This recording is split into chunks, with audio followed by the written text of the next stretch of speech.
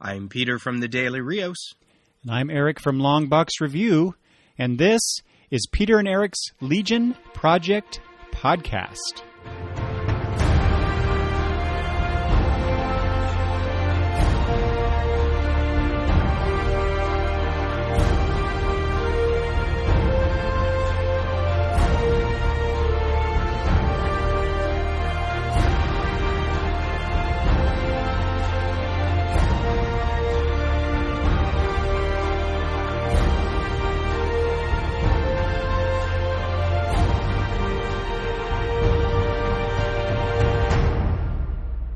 Hello and welcome to episode 14 of the Legion Project Podcast.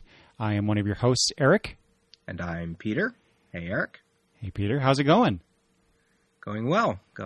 We're back to talk some Legion. Yes. Yay. So while this is episode 14, so this is the second issue of our second year of the Legion Project Podcast, if you're going, 12 issues a year type thing. This is actually the first time Peter and I have gotten together to record in 2019. Oh, that's right. You're right. Yeah. Yeah. So it's kind of a new year for us, even though we officially kicked it off last episode. Right. New year, new cycle. Yes. And which is actually it's very apropos, Peter, because of what this issue is about, Legion wise. So I'm excited to talk about that. Did you have a good holidays and New Year's and all that? Oh, yeah. We had a great time.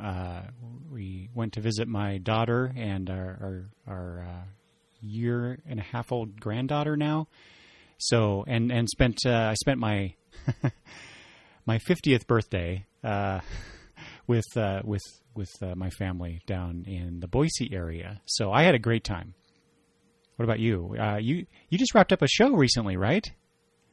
Yeah, I just wrapped up a show that I was directing, closed at the beginning of February. I'm back at school again for another semester, and I will be doing another show this summer. Wow. So I have some time off. My schedule is a lot lighter, I should say. Mm. What's the new show going to be? The next show I'm doing is Cabaret. Ooh. A very timely musical. I have to say the least. I have never seen that. Oh, it's good. It's a good show. Watch the movie. Movie gives you a good idea, even though it's very different. Yeah. Yeah. What about your holidays? Did you have a good time? Yeah. I mean, I was recouping from my fractured ribs and finished just working on the show and doing some family stuff, right? You know the drill. You got to go pay your respects to everybody. So, in person. It's not like you can just be holed up in your house and say, can I just call? Can we FaceTime? Can we, can we Skype something? No? I got to go out in the weather? All right.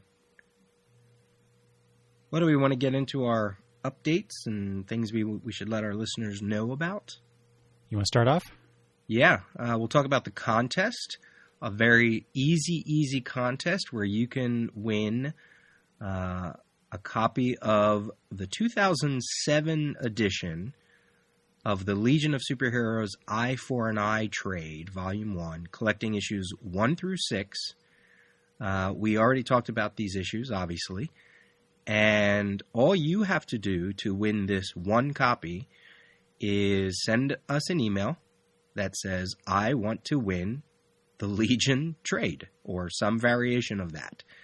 And then we will put everybody's name into a bowl, and we will select one person to win the one prize that we have. Just that simple. The deadline is February 27th. We talked about this in our last episode, so you can go back and listen to the beginning of that episode, episode 13, if you want more information as well. But it's just that simple. I found a trade. I want to give it to you. And if you want it, you have to email us. So just that simple. And February 27th is the deadline to enter. So you said it's the 2007 edition, right? Correct. So it's interesting. So 2007 is 2019. It's 12 years ago. I just looked this up. Those issues, while they are available digitally on Comixology, they're $2 a piece. So for a 12-year-old trade you get for free, as compared to having to spend $12 for the digital edition, I can't imagine why you wouldn't want this. It's comics.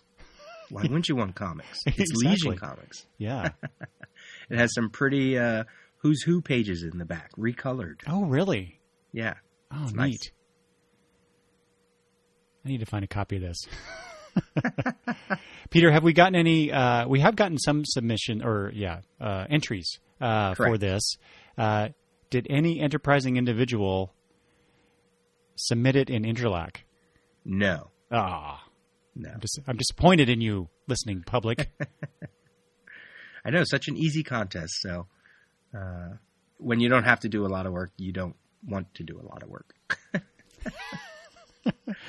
But I'm sure probably what will happen, though, is we're going to have to make the announcement of who won on Twitter.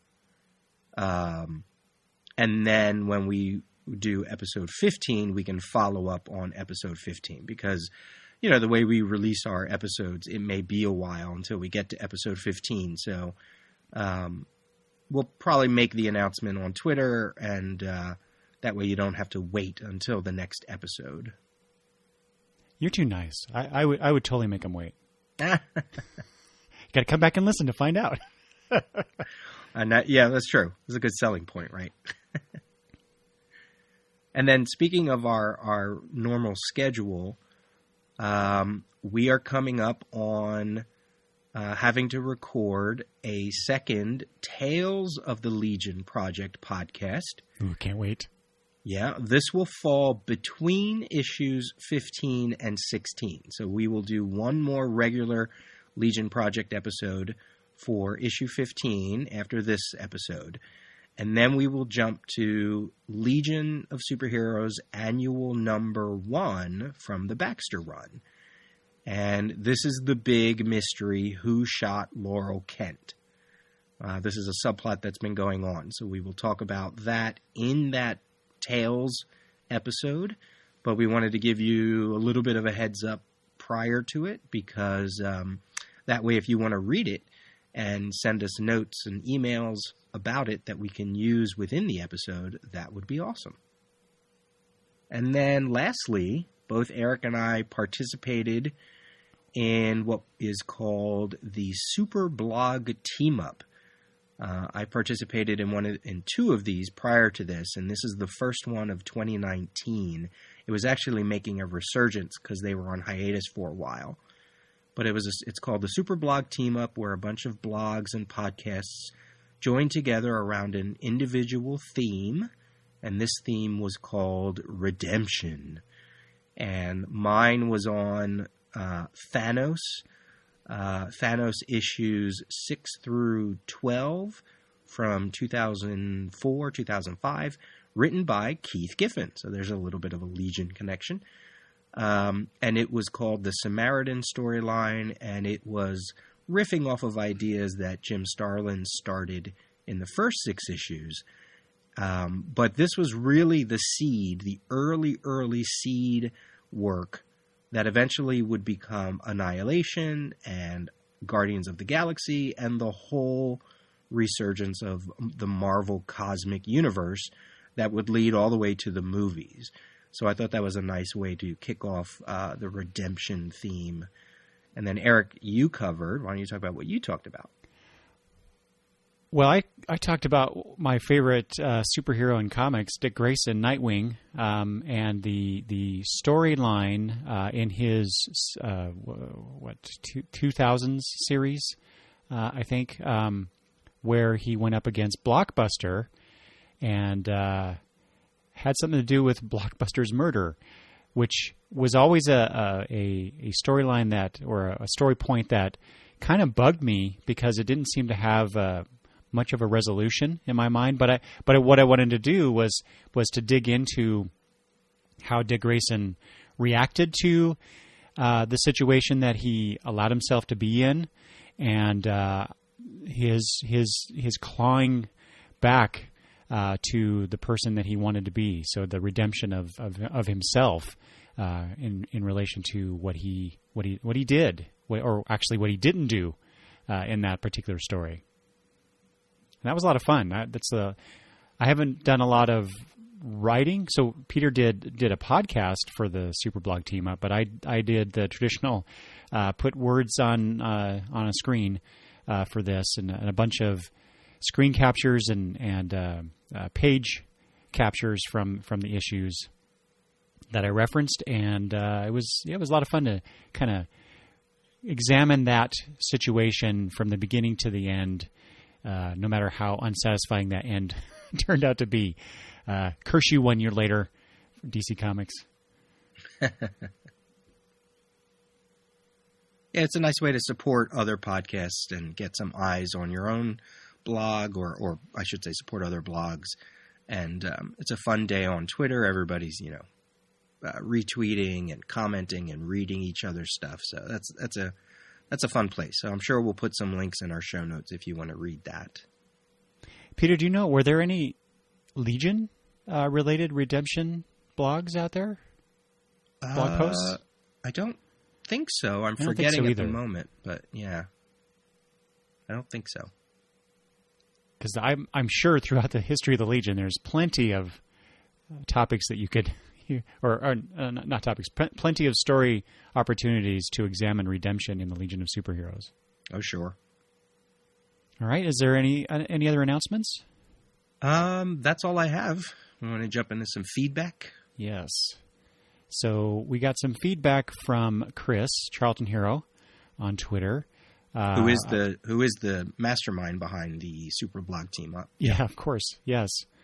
And yeah, again, I'll take this opportunity also to thank Chris for inviting me for this, my first time involved with the Superblog team up. But he sent us some feedback on episode 13, issue 13. So got a few notes here that I wanted to reiterate here. Peter, I'm finding that Chris tends to side with you in a lot of the things that we talk about. That's okay. That's all right. But I just find it interesting. He says, as far as the cover, because that's where he wanted to start with his feedback. He wanted to go. He's going to go with the Tails cover for the sentimental win this time, due to the Karate Kid image and badass looking Timberwolf on the cover. And even though I think I said I preferred the other one, the main cover, I have to admit, that Timberwolf drawing on the Tails cover is badass. That is one of the best things about that cover to me. He also says the idea of Timberwolf being the one who carries out Karate Kid's dying wish was a little odd. So he agreed with that point. I can't remember which one of us made that, if not both of us. But Timberwolf is as tough as nails, so what better guy, maybe the only guy, who can see this wish through? So he'll give him a pass on that whole friendship issue that we talked about. I did really like the fact that Timberwolf was presented as, he like Chris says, as tough as nails. So yeah, it makes total sense from that standpoint that Timberwolf be the person to take care of Karate Kid's last wish. I really like what he had to say about the story in terms of the Dungeons and Dragons aspect, where he said this issue was such a clear sign of the times. Not only do we get the Legionnaires playing Dungeons and Dragons, but the whole storyline itself was almost like a Dungeons and Dragons campaign, right down to the three judges who looked like character companions, the whole notion of fighting a dragon. This is all classic D&D stuff, and it makes sense because DC would later pick up the property. And it is also a sign of the times in the sense that popular on TV at the time was the kung fu show The Master, and characters like Sensei and Mig. In grade school, I was a ninja movie watching, ninja magazine collecting, ninja star throwing fanatic, and these two characters really stood out to me as period pieces. So I really like what he had to say about that in terms of because I totally missed that, and it's right that it does feel like a campaign of sorts. Yeah, I had missed that too. So when I saw this, the email from Chris, I was like, "Dang, I wish we had said something about that because it is perfect." But I don't know, Peter, about you, but I didn't really play D&D, so it wasn't forefront in my mind. I didn't either. I think I played 1 or 2 times. It was more of like the superhero version of it. But that was more just me hanging out with my friends. Right. And then during the CGS years, I think we tried, or maybe prior to it, we tried 1 or 2 games. And, I had fun, but that's oddly enough, that's not my thing. So you didn't play GURP Supers or Super World or any of those superhero based role playing games? Nope. Wow. I had a ton of fun doing that with my friend Travis and other people back in our early teens. You would think somebody who's into theater would be all into that. Exactly. Especially the LARPing, the live action role playing. No. Peter, come on. I don't even cosplay. I save my role playing for me and my lady.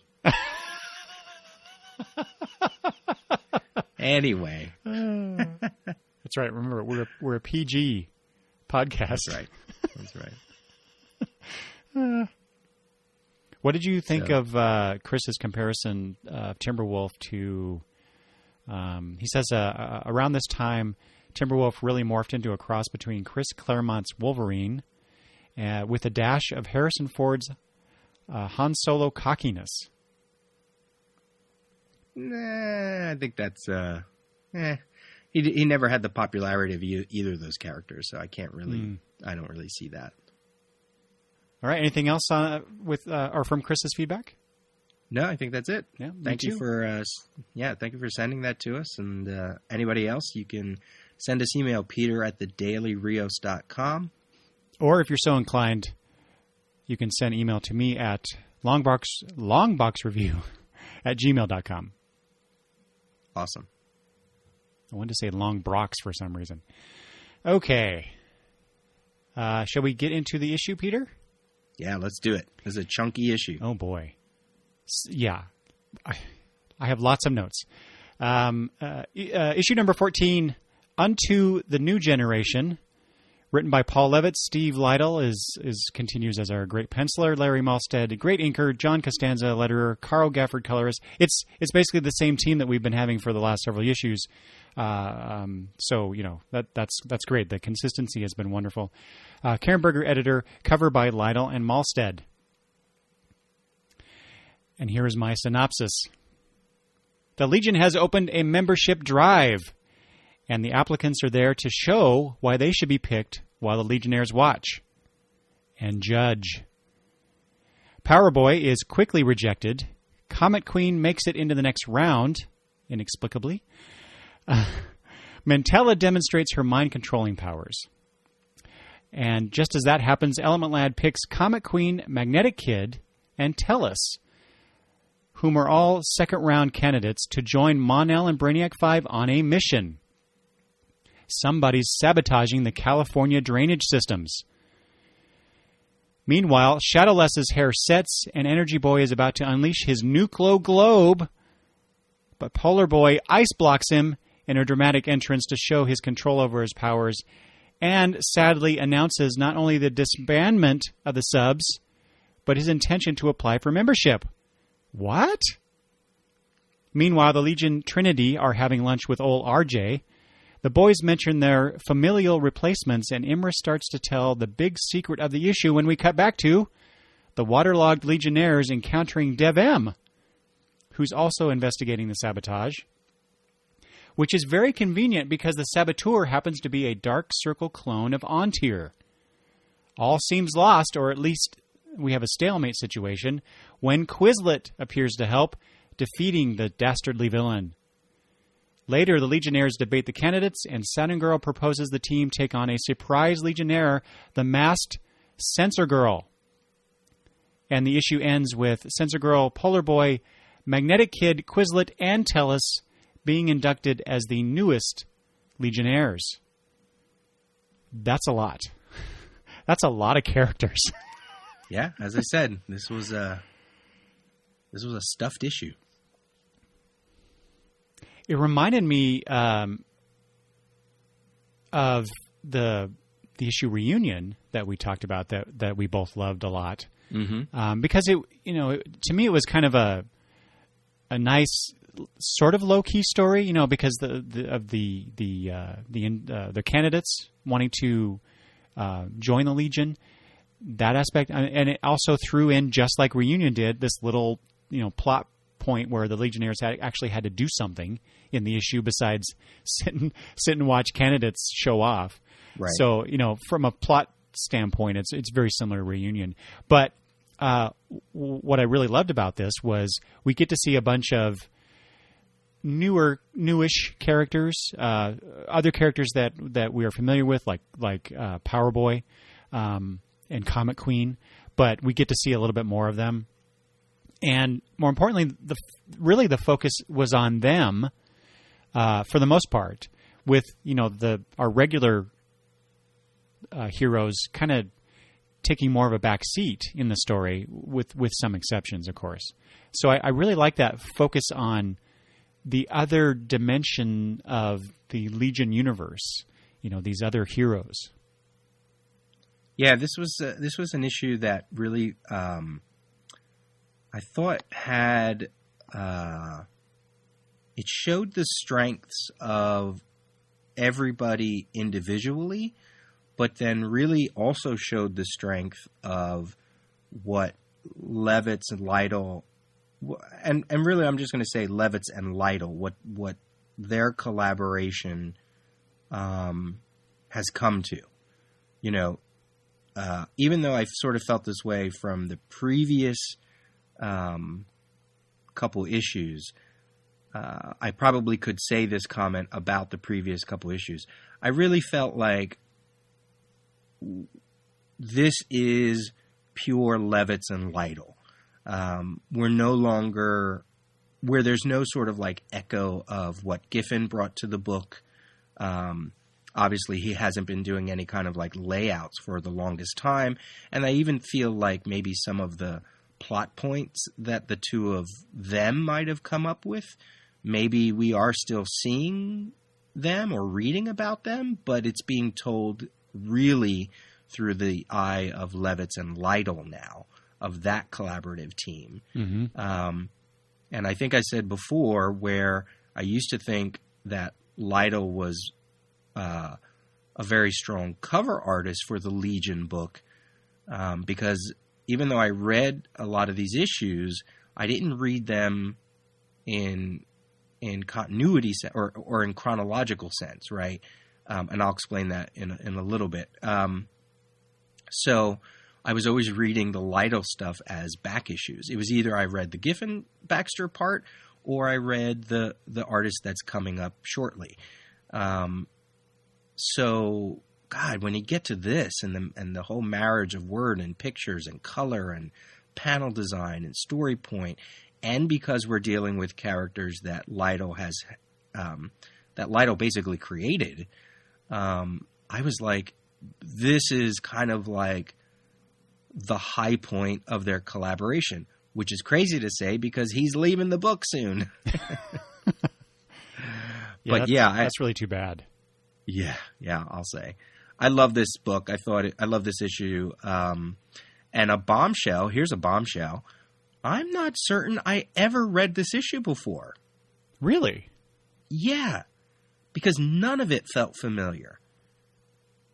So what I was talking about when it comes to like reading it in chronological order, so I was reading the Tales book, obviously.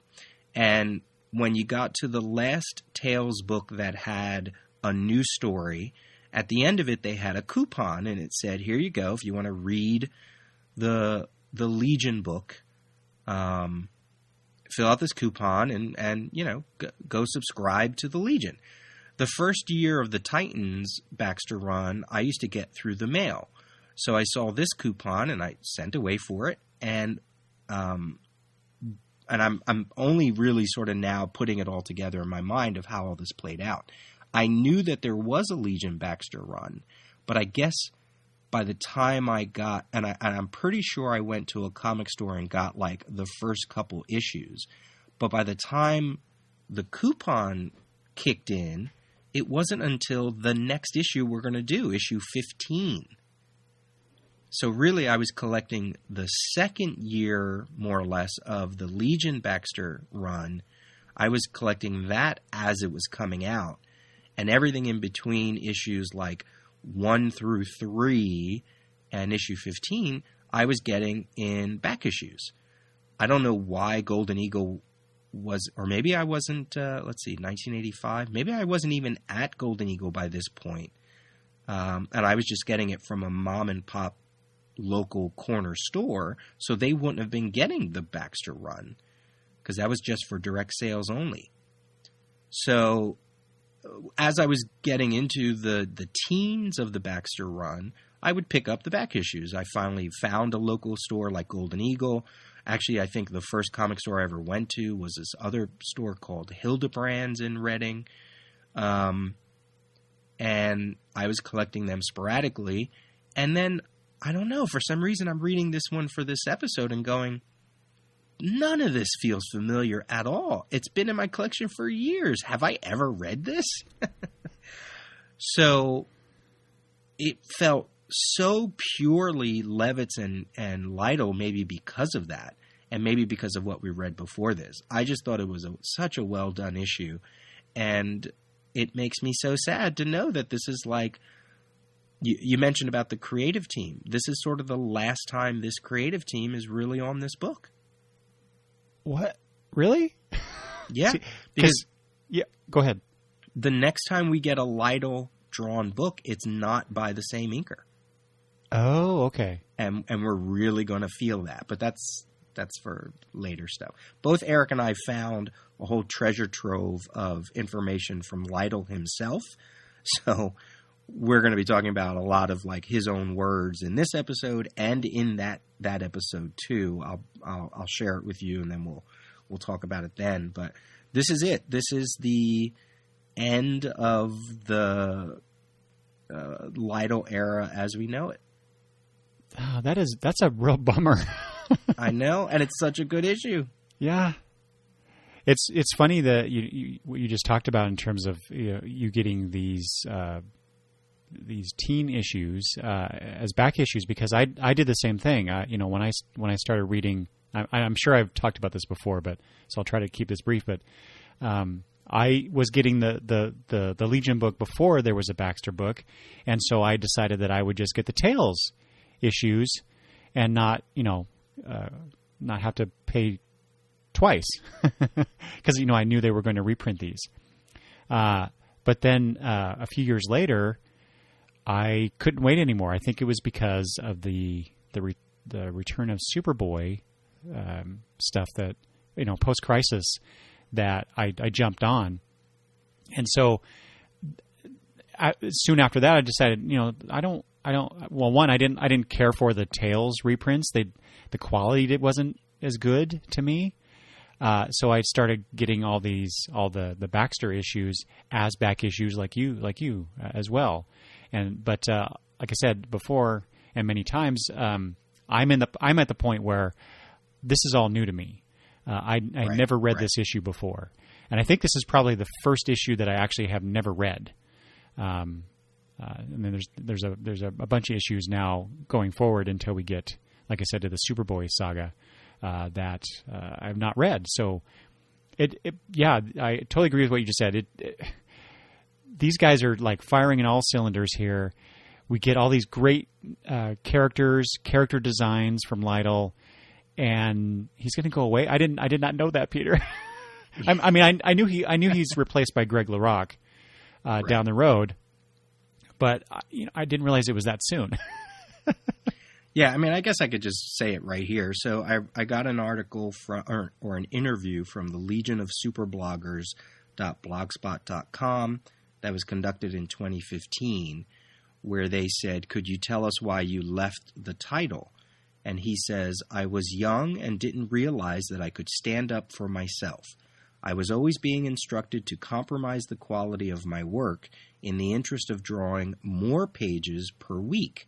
When I started working on Legion, I expressed concern about my ability to draw every issue, and I was assured that there would be no problem since they could always have fill-in artists. Later, I was told that the readers preferred to have me draw every issue and that they got angry letters when I didn't draw a story. I let the pressure of all of this get to me. I actually convinced myself that the book and the rest of the creative team would be better off if I resigned. I never should have caved in so easily." Amen. Yeah, that's too bad that he felt that way, and then also too bad that DC kind of.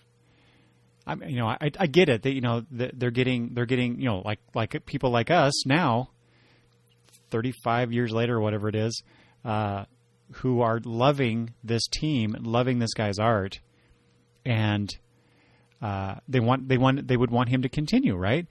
But right. You can't rush good work, and it's too bad that he wasn't allowed that opportunity like he was at first. Yeah. So not to put a damper on this issue. I know. Way to go.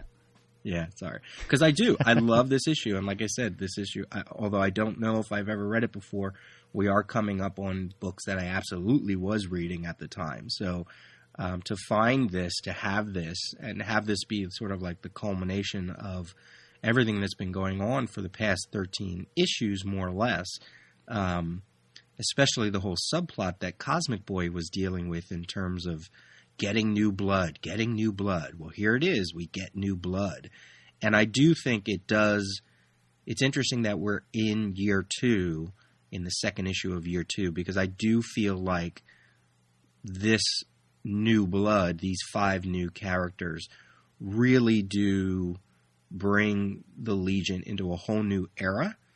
And it's still the Legion of Superheroes book, but from what I remember, I think these 5 characters kind of take over a little bit, in a way that I don't think that's ever happened before. Maybe with like Wildfire or somebody like that. But it was great to read this issue and kind of be new to it. I love that it's of the era. It's of 1984, but yet there's some real Silver Age fun aspects to it. To the point of just the whole recruitment thing to begin with, and going off on a mission, and people are acting like the Legionnaires did back in the Silver Age, where they're kind of, sabotaging each other in some way or another, or they're being real brusque with the candidates and kind of, telling them, your powers are boring in one way or another. It was fun. It captured a lot of what I think we like about the Legion. Yeah, it's funny you mentioned the way the Legionnaires react to some of the candidates, but especially and we'll talk about this. I'm kind of jumping ahead a bit, but there's a scene where the Legionnaires are talking among themselves about the candidates, and I have to admit, the first time I read through this, I was kind of put off by the way that they were, talking about these potential Legionnaires that are trying out. I felt that maybe they were being a little too cliquish, but then I remembered, this is a very close-knit group. These 15-ish members that we have, active members? 19, okay. 19, yeah. And they've been more or less together, this group, for a long time. And on top of that, and I was looking at some old Adventure Comics stuff in preparation for this episode. They've been burned so many times by bad applicants that I could kind of see it now.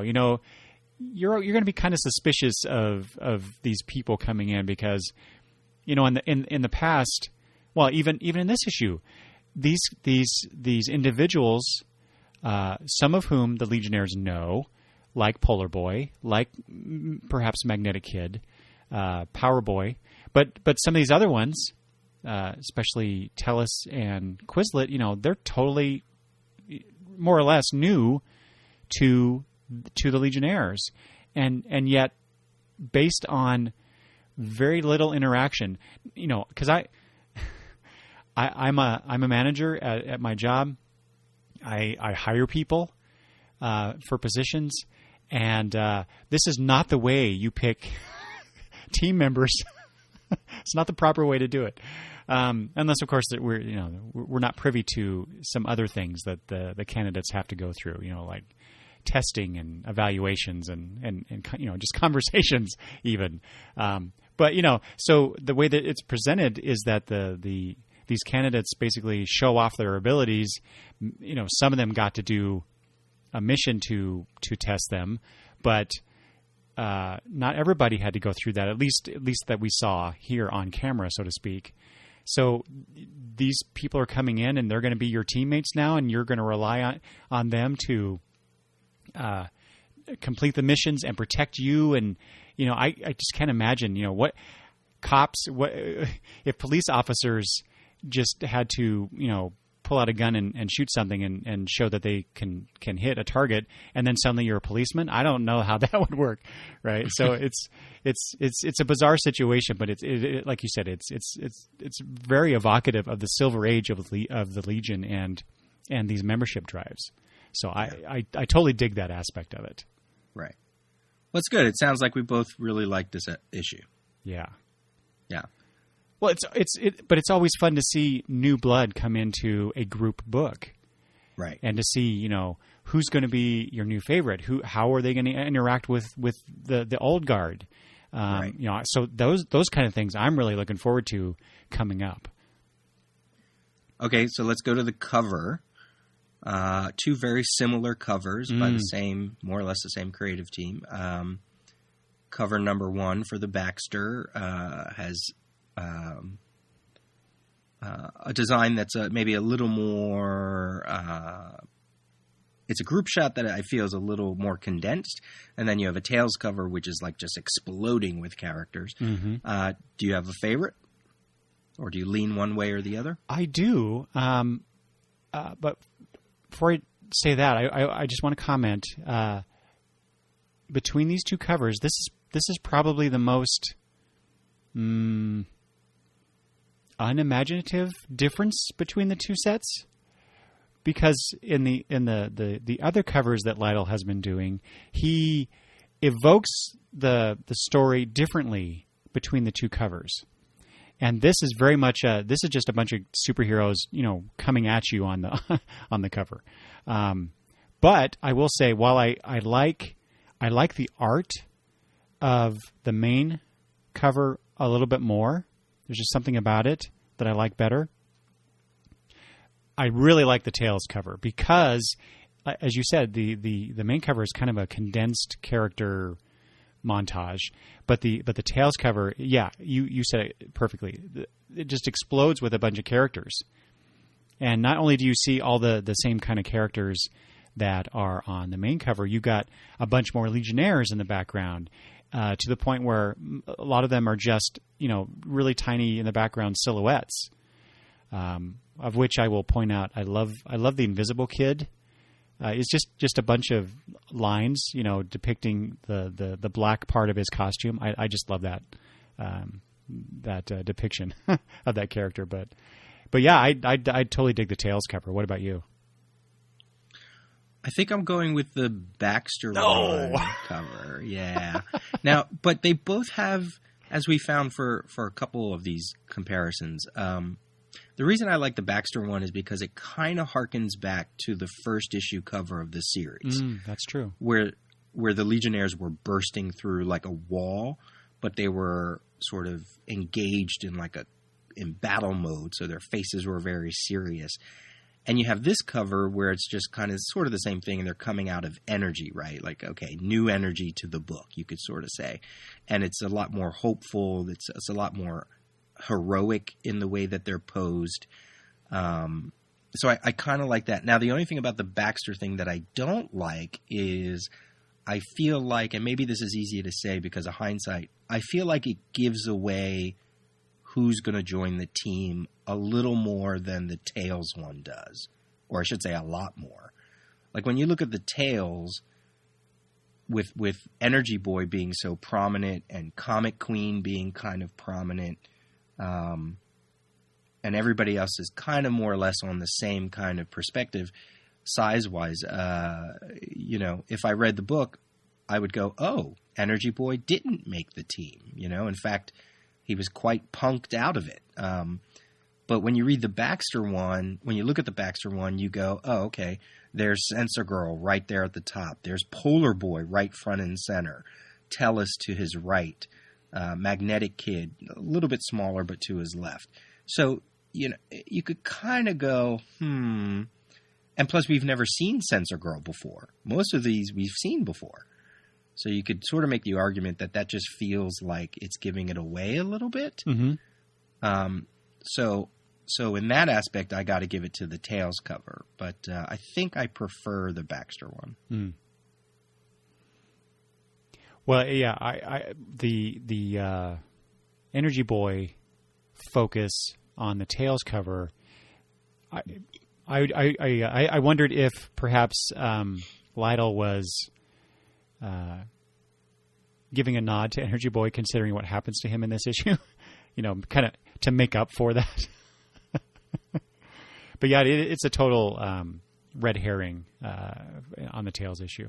But to go back to your point on the Baxter one, I totally agree with you when you talk about Sensor Girl, Polar Boy, and Tellus. But based on the character placement, the prominence on this cover, who would you say? I mean, Quizlet's, you can barely see him on here. He's on there twice. Well, yeah, I was going to say, and he's on there twice, but... Which is a mistake, but... Oh, you think? Yeah, I think he's in the cover, he's in the main group shot, mm-hmm. But then I think what we're supposed to think is that the title logo, that's just sort of like a design element for the title logo. Mm-hmm. You know what I mean? It's almost as if, sometimes when... or think of like, what cover was it? Legion of Superheroes number 11, was it? Where it was the Trinity on the cover, and then down below, Bouncing Boy was just kind of like its own design element because he was introducing his part of the book, right? And It was just, he's not part of the main image. So I think that's what they were trying to go with Tellus here, because we actually have the original artwork to look at for this issue. And if you look at it, there's a Lytle drew the main group shot, but the title logo is almost like a cutout that they put on top of the art, and Quizlet is in that part as well. So it makes me think it probably was a mistake. Maybe they were going to use it for another issue, another cover. Because I'm like, why would they put him on twice? That's just clearly got to be a mistake. Yeah. I would think Comic Queen pretty much feels like she has a good chance with that cover. Yeah, that's kind of what I was hoping you would say, because she is featured pretty prominently there next to Sensor Girl, while Magnetic Kid is, based on the perspective, I would say, slightly back, further away. So it's totally playing with your expectations here, which I like. I mean, that's a nice thing, right. But I would not have guessed necessarily, if I were just looking at this without much context, that Magnetic Kid would have made it. Yeah, I got thoughts about Magnetic Kid later in the issue. Oh, good. So, but still good covers. Mm-hmm. They're both. I think they really grab you. The white background probably was good to have for the shelf. makes the colors pop. Oh, yeah. And you have to love the whole the heat is on, it says, right? Because Beverly Hills Cop came out in 1984, and that was a song by Glenn Frey for that movie. So it makes me think, is that what that's referencing? But I don't know that. Oh, one more thing on the cover. Sorry. On the Tails cover, one of the things I liked about it, I forgot to mention, in where the UPC symbol would be for the newsstand version, for the direct version, they usually have little images in there, mm-hmm. and we have this L, but we have this stock-eyed alien hugging the L, kind of like behind it, like it's scared or something. And, with the little lines coming off of his eyes to I guess evoke surprise or alarm or something. And he's looking at this alien's looking at the cover. So I it's just a bizarre little inset of art that Lytle threw in there. And that creature has been seen a lot in the background, a lot, yeah. Well, and I think even Lytle mentions, aliens with what do you call him? Like Chameleon Boy, his little antenna. Words. Antenna or stock-eyed aliens or whatever. So I think I'll talk about that later. But yeah, I just thought it was an interesting bit of art. Okay. Shall we dive into the issue? Yeah. How do you want to go about this? All my notes are basically by page this time. I tried something a little different. Yeah. Well, let's do that. Let's do it by by the candidates almost. Okay. So, like, if we go by Power Boy first. Okay. Do you think they gave him enough chances to show his powers? Do you think were they right in their decision? What do you think about his recruitment? Well, the thing I focused on was not necessarily that, although it seems like I feel bad for the Academy candidates because they're training. I mean, it seems like you should try out for the Legion, and then if you show potential just show potential in some way, then you join the Academy, and then they should just pick candidates from the Academy and not have this open thing.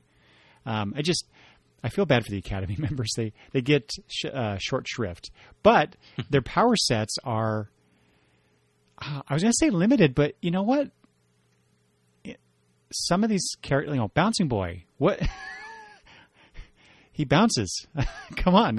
How useful is that in comparison to Power Boy, who has super strength and is nigh invulnerable or something? So, because he can change his molecular density. I mean, that seems like a more useful power than a guy who bounces.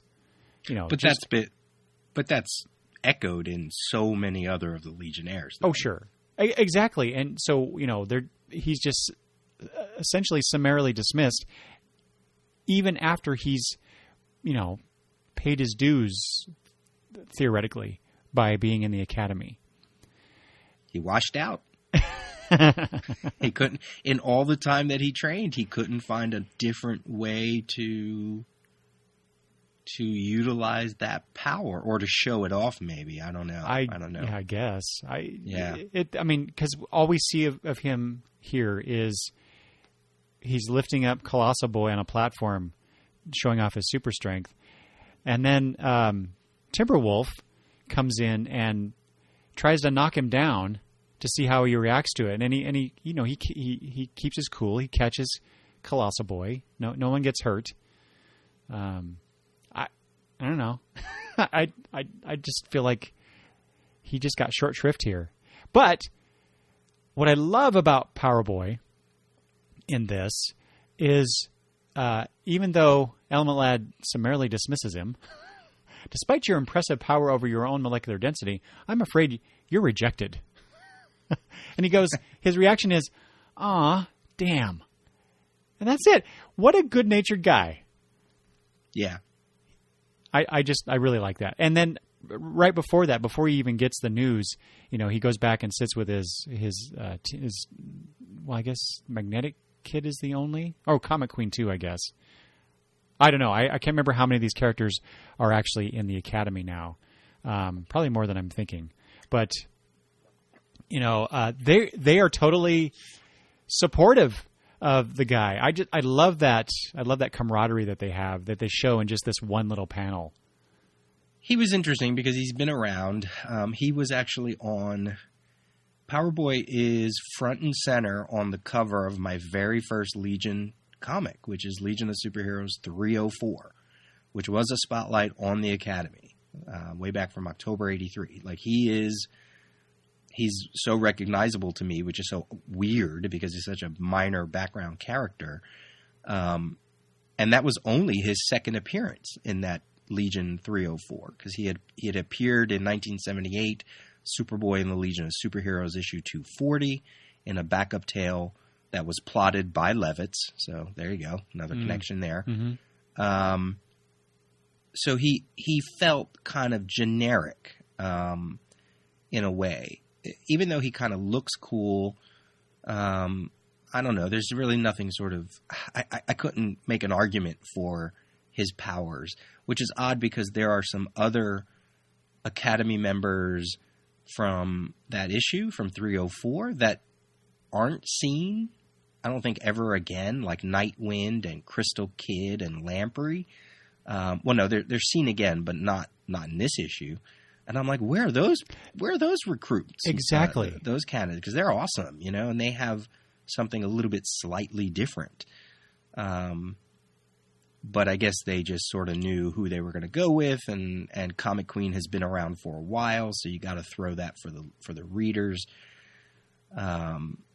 Yeah, I sort of was like, yeah, of course they start with Power Boy because he has no chance whatsoever.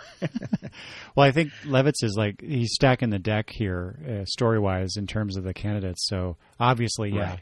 he wouldn't make it. So you start whittling them down to the ones where you end up with. But still, I feel bad for the guy. Yeah, he handles it the way you should handle it. He's not going to go off and become a criminal or That's right.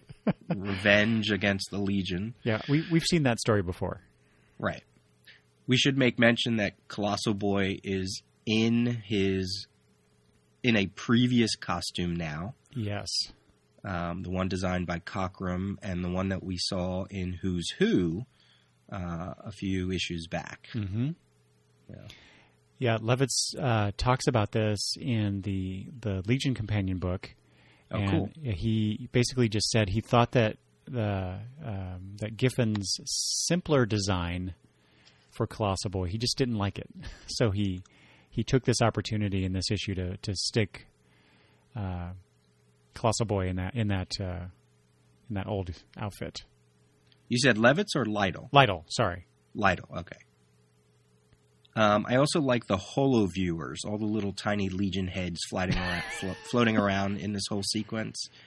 That's kind of cool. It's futuristic, right? Like, that's what they would do. They can't be there, but they still want to be part of the process. Those were awesome. That's such a cool design touch. I'm glad you mentioned that, because my first reaction to that is, this is the original floating heads in comics, right? and how, in story, I mean, how distracting might it be that these things, because they're all in different positions and they're all just kind of looking at different parts or different areas in the room.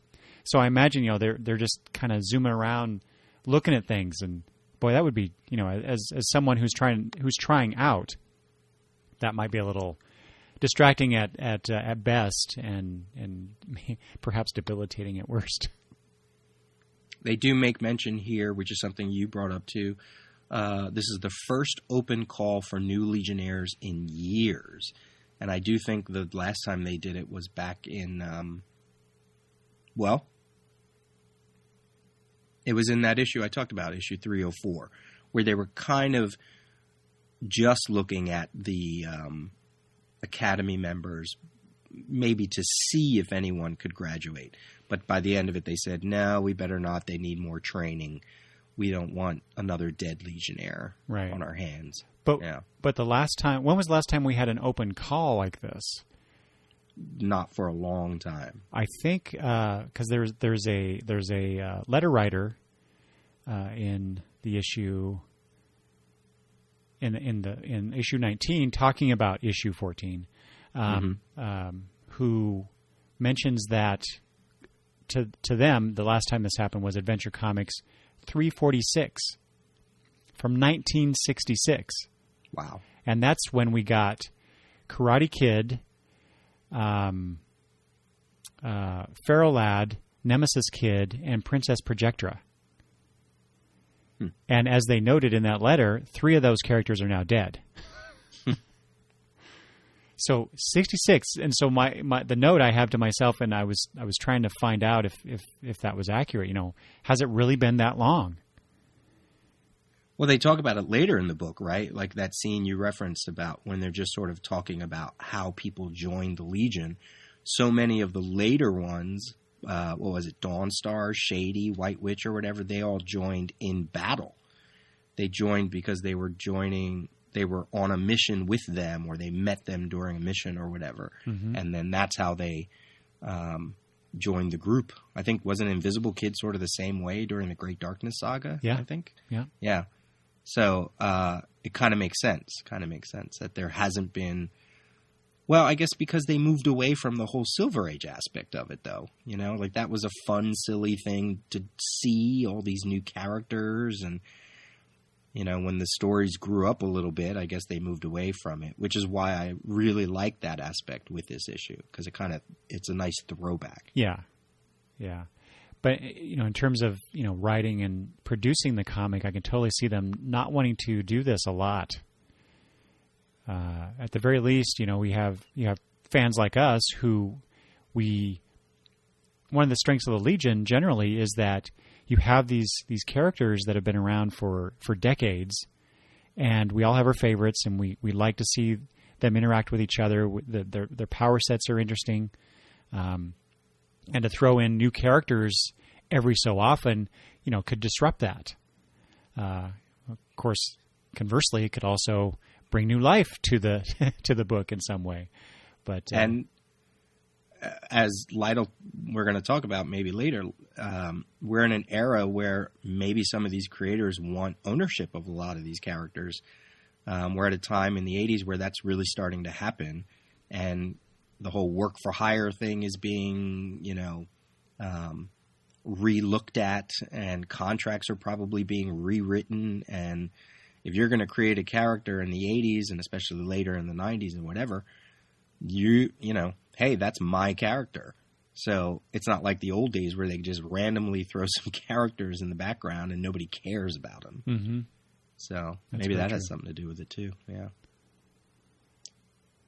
So then we get to Comic Queen. Oh yes, Levitt. I'm implying something that I don't think I mean to, because I like Comic Queen, but it's just Levitz must really like Comic Queen.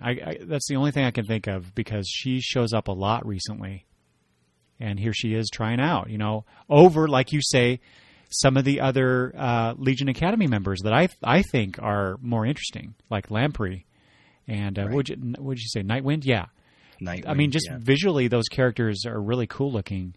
And I think that their power sets are maybe a little more interesting as well. Although, I will admit, seeing Comic Queen do her little comic gas thing was kind of neat to see. Because I think in that one issue where, you mentioned the Bouncing Boy story where... and we talked about this, where he and she teamed up for a short story. She mentioned something about comic gases, but I don't know. I can't remember if we actually saw those in use. Yeah, she did. That's right. At the issue end of 11. It. Yeah. Yep. But it was just she one had a broken leg, right? And He was like, "Hey, build up your gases so we can blow something up." Yeah, but it wasn't shown like we see it here. I guess maybe I just thought it was interesting that the way that she did what she did, and then having Element Lad being able to transform those gases to something else, it just made me think, boy, this two might actually be a good partnership. Timberwolf wasn't having it though. Oh boy, I'm just Timberwolf really pissed me off this issue. He really he went back to his old. I know, right? Again. That was exactly my note. It's like, what happened to the guy that we just saw last issue? Because he goes back to he's kind of a dick in this issue. He kicks Power Boy's leg out from under him to test him, and then he's literally, it says yawn as he puts his hand up to his mouth while Comet Queen is showing off, and then a few pages later he's shown in the background, because this is he's in the Legion headquarters. They're doing this in the gymnasium. And so there's this equipment around. Well, he's on, I don't know what they call those things. A horse. A horse. Thank you.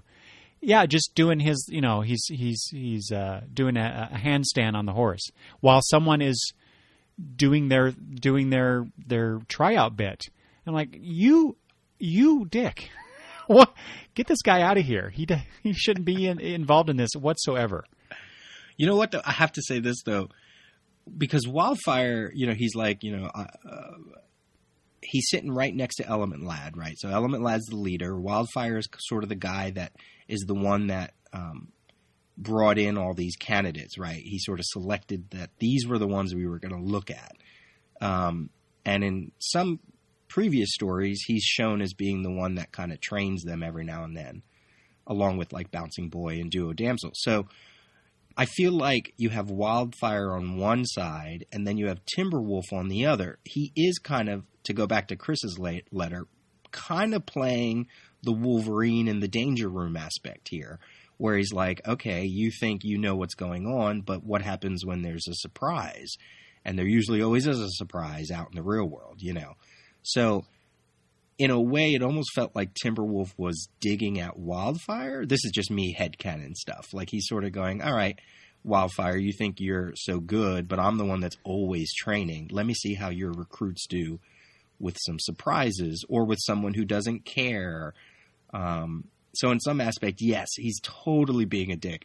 But in another aspect, I kind of was like, this could be his way of kind of going, look, I love the Legion.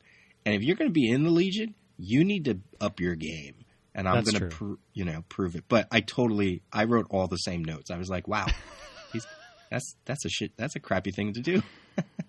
Well, I think I totally now agree. That's exactly what's happening. Otherwise, that's the only way that Timberwolf can be redeemed in my mind in this issue. But it's interesting, the contrast between that interpretation of Timberwolf and what Wildfire says to Comet Queen. As she's flying around doing her lovely easy flying bit, or not so easy, but showing how easy it is for her. But Wildfire says, "Any other powers, lady? Anybody can fly with a flight ring." I didn't take that to be kind of a dickish thing to say on Wildfire's part. I took it to mean he's trying to push her to really demonstrate what she can do. Mm-hmm, mm-hmm. And so couple that with what you were saying about Timberwolf. I like that aspect of this scene. So even though let's jump it out of the sequence here. So we know that she's going to go on that mission. But does she really do anything on the mission that warrants, the people, they gave her the option. They said, we want to see more from you. Does she really show more? I don't think so, right? No. And like you said, Levitz is stacking the deck because he has other characters he's going to introduce. So it's, again, a little unfair. But then again, what else really was she going to bring to the team? True. But that scene, Brainiac 5 picks, or wait, was it Brainiac 5 that picked them, or here it is, yeah. Element Lad says, I have a mission for our candidates, including Comet Queen. But Brainiac 5 is clearly dictating what everybody's doing. And he puts Comet Queen on rescue duty. She can carry people, fly them out of the way. So, it does seem very unfair to Comet Queen in this particular case. So then the next one we see on page 4 is Mentala.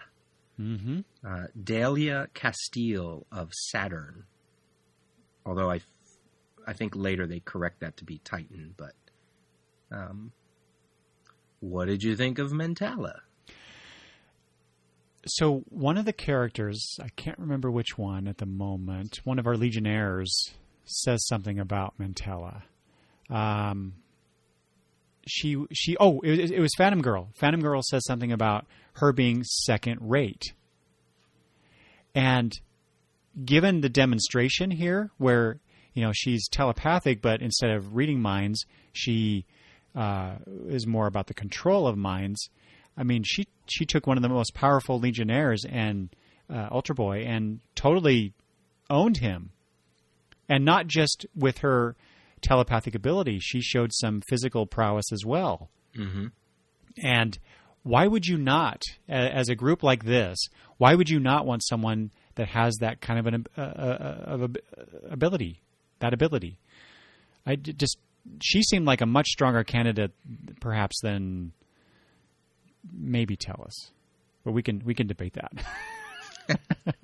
Yeah, I mean, I think again, because of the background information we read, she was another throwaway character, surprisingly, for this issue. And we don't really find out Sensor Girl's powers until maybe in the future, or next issue. But you have 3 characters that deal with the senses. I mean, you could just go by her name, Sensor Girl. You could sort of assume something about that. But you have Tellus, Mentala, and Sensor Girl. But even if you just go Tellus and Mentala, they're clearly going to go with Tellus because they want to get non-humanoid looking characters on the team. He does have telekinesis as well as telepathy. Right. But I agree. I think what they gave her to do as a showcase of her powers made me think, why wouldn't you want her on the team? Why can't you have both her and Tellus? I mean, she obviously is modeled after Saturn Girl, both in look and in costume. And that's something that Lytle talked about, that he modeled her costume off of Saturn Girl's original green and yellow costume and modeled her appearance after his wife. But she looks like a young Saturn Girl. Mm-hmm. So why wouldn't you incorporate her other than to say we're putting her in just because we know we're going to use Tellus, but we want somebody who's sort of similar, so that the fans can that they keep the fans on they keep them guessing, I guess. But you're right. Her display, I was like, why isn't she on the team? Yeah. She's pretty good.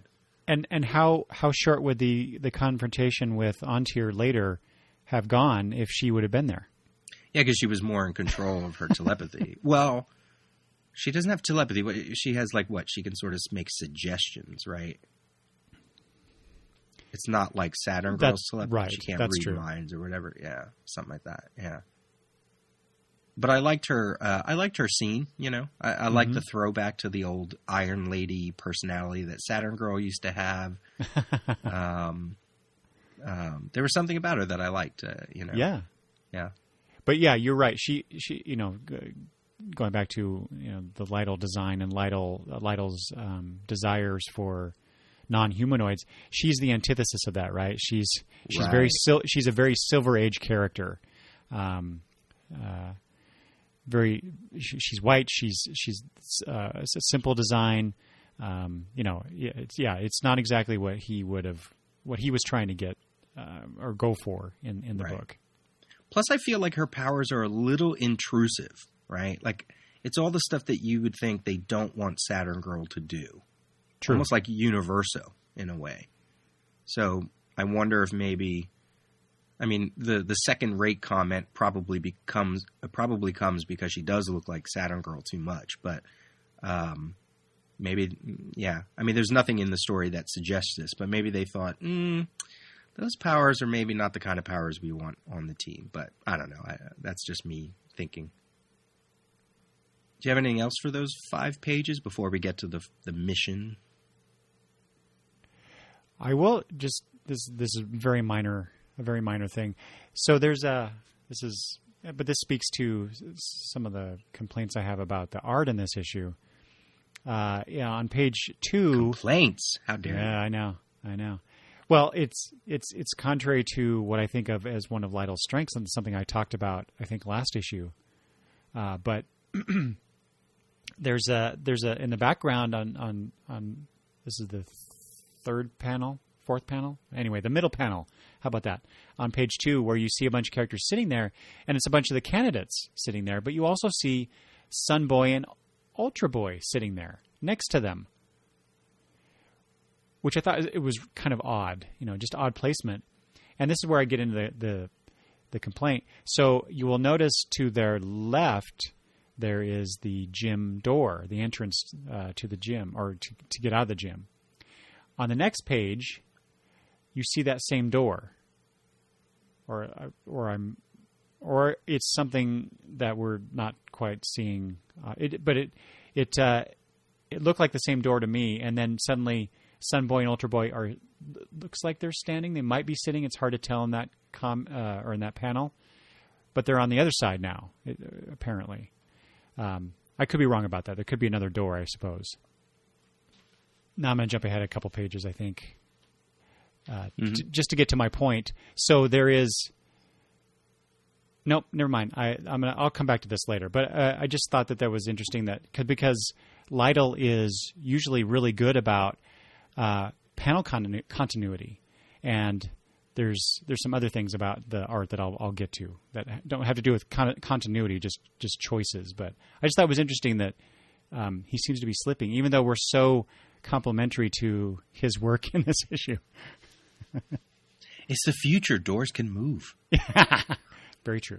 I think that's it, though, as far as those first 5 or so pages. Yeah. Oh, wait. Who is the Peter? Do you know in the research you were doing? Who is the tiger? The red-skinned tiger-looking girl? She was never. Go ahead. And the 2 fish, the 2 floating fish. So the red tiger girl was never named. It was created for this issue.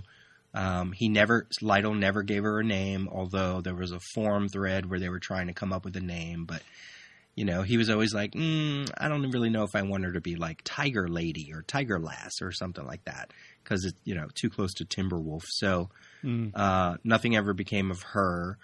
The little fishy characters, because of the noise they make, they call them Screeks because of the noise they make.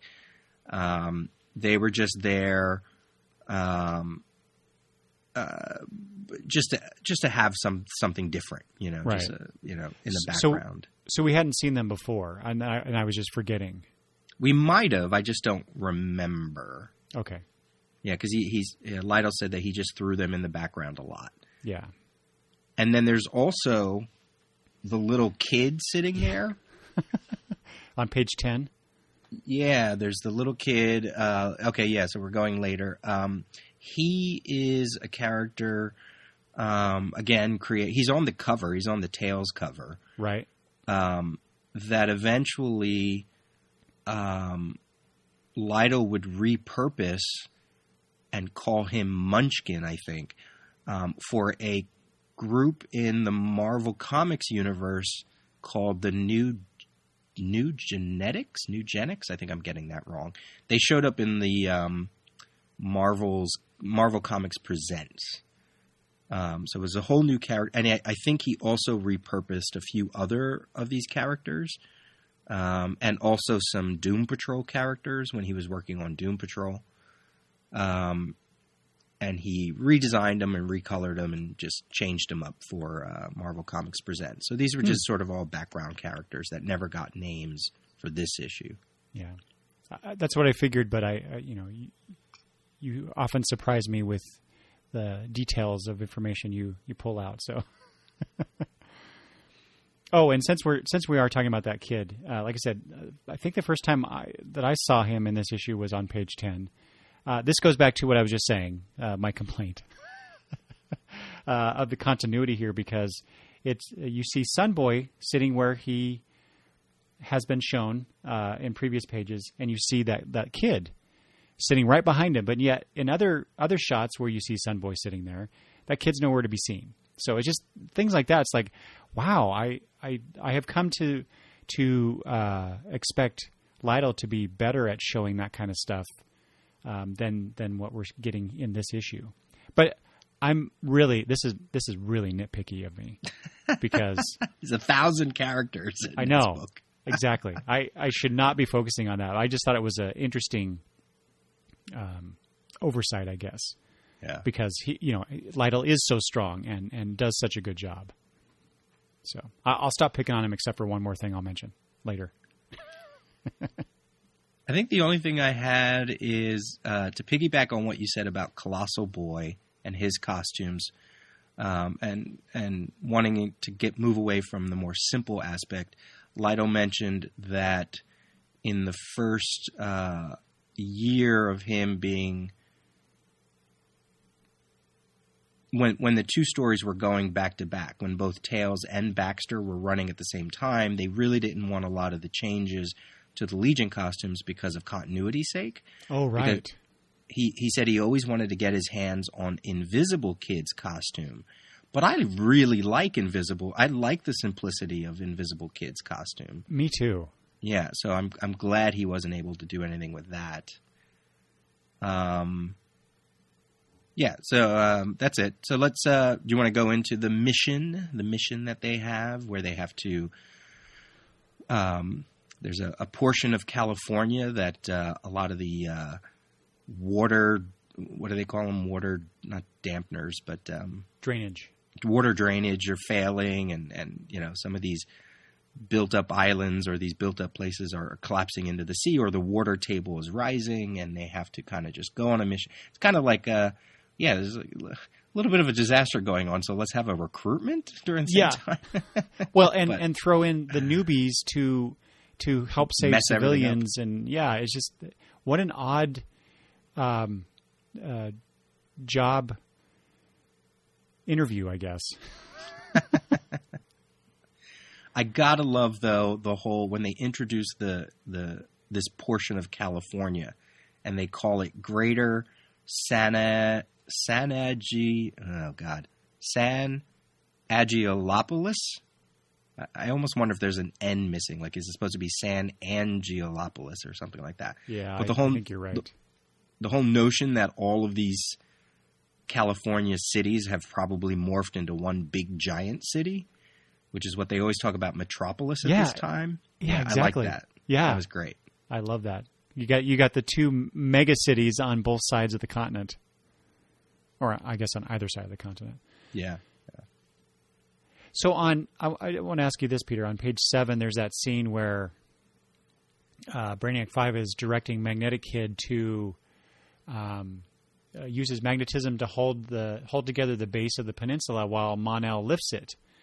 And so Magnetic Kid says he basically starts to not protest, but doubt himself. And Brainiac is very strict with him. No buts, do it. I've calculated the tolerances, and which I guess gives Magnetic Kid a boost to actually do it. Mm-hmm. Which is interesting, because Magnetic Kid eventually does join, but he's also a legacy, so no big surprise there. But I thought that was interesting because I didn't take it as on the surface, Brainiac 5 appears to be chastising him, but really, I took that more to mean much like I said, Wildfire was doing earlier. Trying to get them to show their better selves to the rest of the Legionnaires. Right. For whatever reason, Brainiac 5 is doing this. But then there's this odd scene on the same page. There's that strip there where you get Brainiac 5 and Tellus. You just see their faces. So Tellus says he's going to help. Perhaps his telekinesis can also bind the base. And then you get him... Tellus goes, and then there's a big question mark there, and then Brainiac 5 says, good, which leads you to believe at first that Tellus was able to help, but then we find out a little bit later he didn't actually, he failed at that. And, I think Tellus is just, he got that flash from his telepathy of what's going on here, but the way that the progression of these panels and the reaction of Brainiac 5 is just, it's odd to me that they showed it this way, because it's just excuse me, it's confusing. I don't know. Did you key on that at all, or am I just being again nitpicky here? No, I mean it didn't really stand. I mean, there was a couple other things that I sort of was like, "What's happening in this panel?" But not in this section. Okay. Because it does play out later, so then I was like, "Oh, okay. Well, then that's just what that's about." And then Brainy could just be focusing on Magnetic Kid, or just at the platform in general. I mean, you could even see in that last panel on that page, he's not even looking towards Tellus. So, no, that didn't bother me too much in that aspect. Again, because it plays out soon enough. It just seems like they needed to have Tellus have this realization for some reason on this page, as opposed to the next page where we actually find out what he has discovered. It's just an odd placement to me, is all. Yeah, because they have to showcase what he can do. Mm-hmm. I mean, I'll bring up the whole Magnetic Kid thing here, because this is kind of like the only thing we really see him do. Ooh, he brings up a platform. Whee! I'm sorry, but even the legacy aspect isn't enough for me. I feel like of all the 5 that join, this was cheap. His entrance is cheap to me, and I get it, legacy, blah, blah, blah. But I don't know. Maybe because it's the only tie to the original 3, they want some kind of connection there. I don't know who else they could have picked without having to create another character, right? Because we already said we wouldn't want Comic Queen. Mentala is too derivative. The Red Girl wasn't shown. Who else do you pick? Derivative, though, I mean, he's exactly the same character. He's wearing one of Kaz's old costumes, for crying out loud, or a variation of it. But I mean, he's been around, though. Sure. Mentala hasn't been around, so that's the only reason why I guess I called her derivative, and he's totally derivative. But yeah, when you see him in this sequence, and then you're like, nothing else really happens with him, and he's just sort of like. He's the epitome of white privilege. I mean, yeah. Totally. Humanoid privilege, I guess. I don't know. Boy. I was like, that was, or nepotism, maybe I should say. It's all that. It really is. Yeah, so that this was the sequence where I was like, that's it? That's all we get from him? Mm-hmm. But again, who else from what we were given, there was nobody else I could see them really putting in there. So. Well, so this ties into I know I'm jumping around, but it ties into that scene with R.J. Brand with the original Trinity. Mm-hmm. Because Lightning Lad and Cosmic Boy specifically call out their siblings as their replacements. Yeah. And so that begs the question for me is, why is it so important to Levitz and or DC Comics in general, but I assume it's Levitz. Why is it so important to have a lightning character and a magnetic character? in here? Why do we need to continue that original 3 characters with these 2 replacements? So in 3 sort of, but the Sensor Girl is the oddball of those of the 3. Yeah, I don't know. I just think it's sort of Ayla has earned her place. I mean, she's been on the team before, even when Garth is on the team. But I guess for a Magnetic Kid, just as I said, just to have one pure connection that we hope is not going to turn bad or turn into a traitor or maybe do the usual Legion dance as they join the team. That's true. That's a very good reason, I guess. It's just a missed opportunity, right? We could have had a different character. Fish. We could have had 2 fish. But then he's technically a fish too. Yeah, we would have had multiple fish on there. But something else. Yeah. Well, as we saw with Energy Boy, he sort of punked out, too. I feel bad about him. Yeah. Well, let me see. What else? Do you have anything else for this whole sequence of? This is where we really get to see Tellus, so I guess we should talk about him. Yeah, let's do that. Or it. So I just want to say I love Tellus, the design of this character.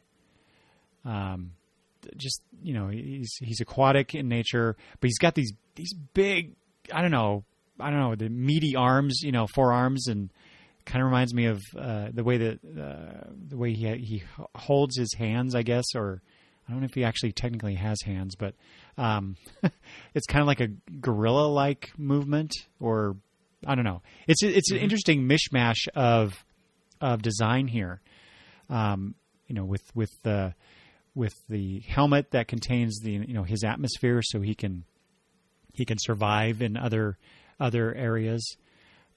You mentioned he has the slight telepathy, which apparently is an aberration for his species, because they all have, much like a lot of the Legionnaires, whose entire planets, whose people on their planets have these abilities, like Cosmic Boy and like Triplicate Girl or Duo Damsel. Tellus's people supposedly all have telekinetic abilities, but he is a mutant, I guess, and has limited telepathy as well. So, and then on top of that, so I will admit this. So the stuff, Peter, that you sent about the Tellus, about his design and whatnot, there is the one, the Tellus color codes that you found. And I have to admit, I did not realize that they were actually showing these codes, these different colors on Tellus's back in this issue. When I read this. Yeah. Until I saw, until I looked at this image you sent me, and I'm like, whoa, that is really cool. Yeah. So Eric is referencing, again, we found a lot of background information. I'm going to post these, we'll post them in our posts. Some early image creation stuff that Lytle did about Tellus, and all of those circle nodules that he has on his back, and including the one on his forehead, were meant to all have different colors based on his emotions. Surprisingly, a few of them line up even with the Jeff Johns Rainbow Lantern stuff. Yeah. Not all of them, but a few of them. And there were some limitations because of coloring at this time, but that was something he really, really wanted all the color artists to do. But it was something that eventually it just was too much work, I guess, that they really couldn't do it for a long period of time. Or once he left the book, they just forgot about it. It's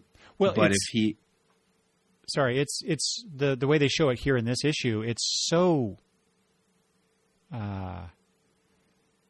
minor, I guess, in the drawing. It's very easy to miss, I guess, is my point. So I could totally see why they would just abandon that after a while. Yeah.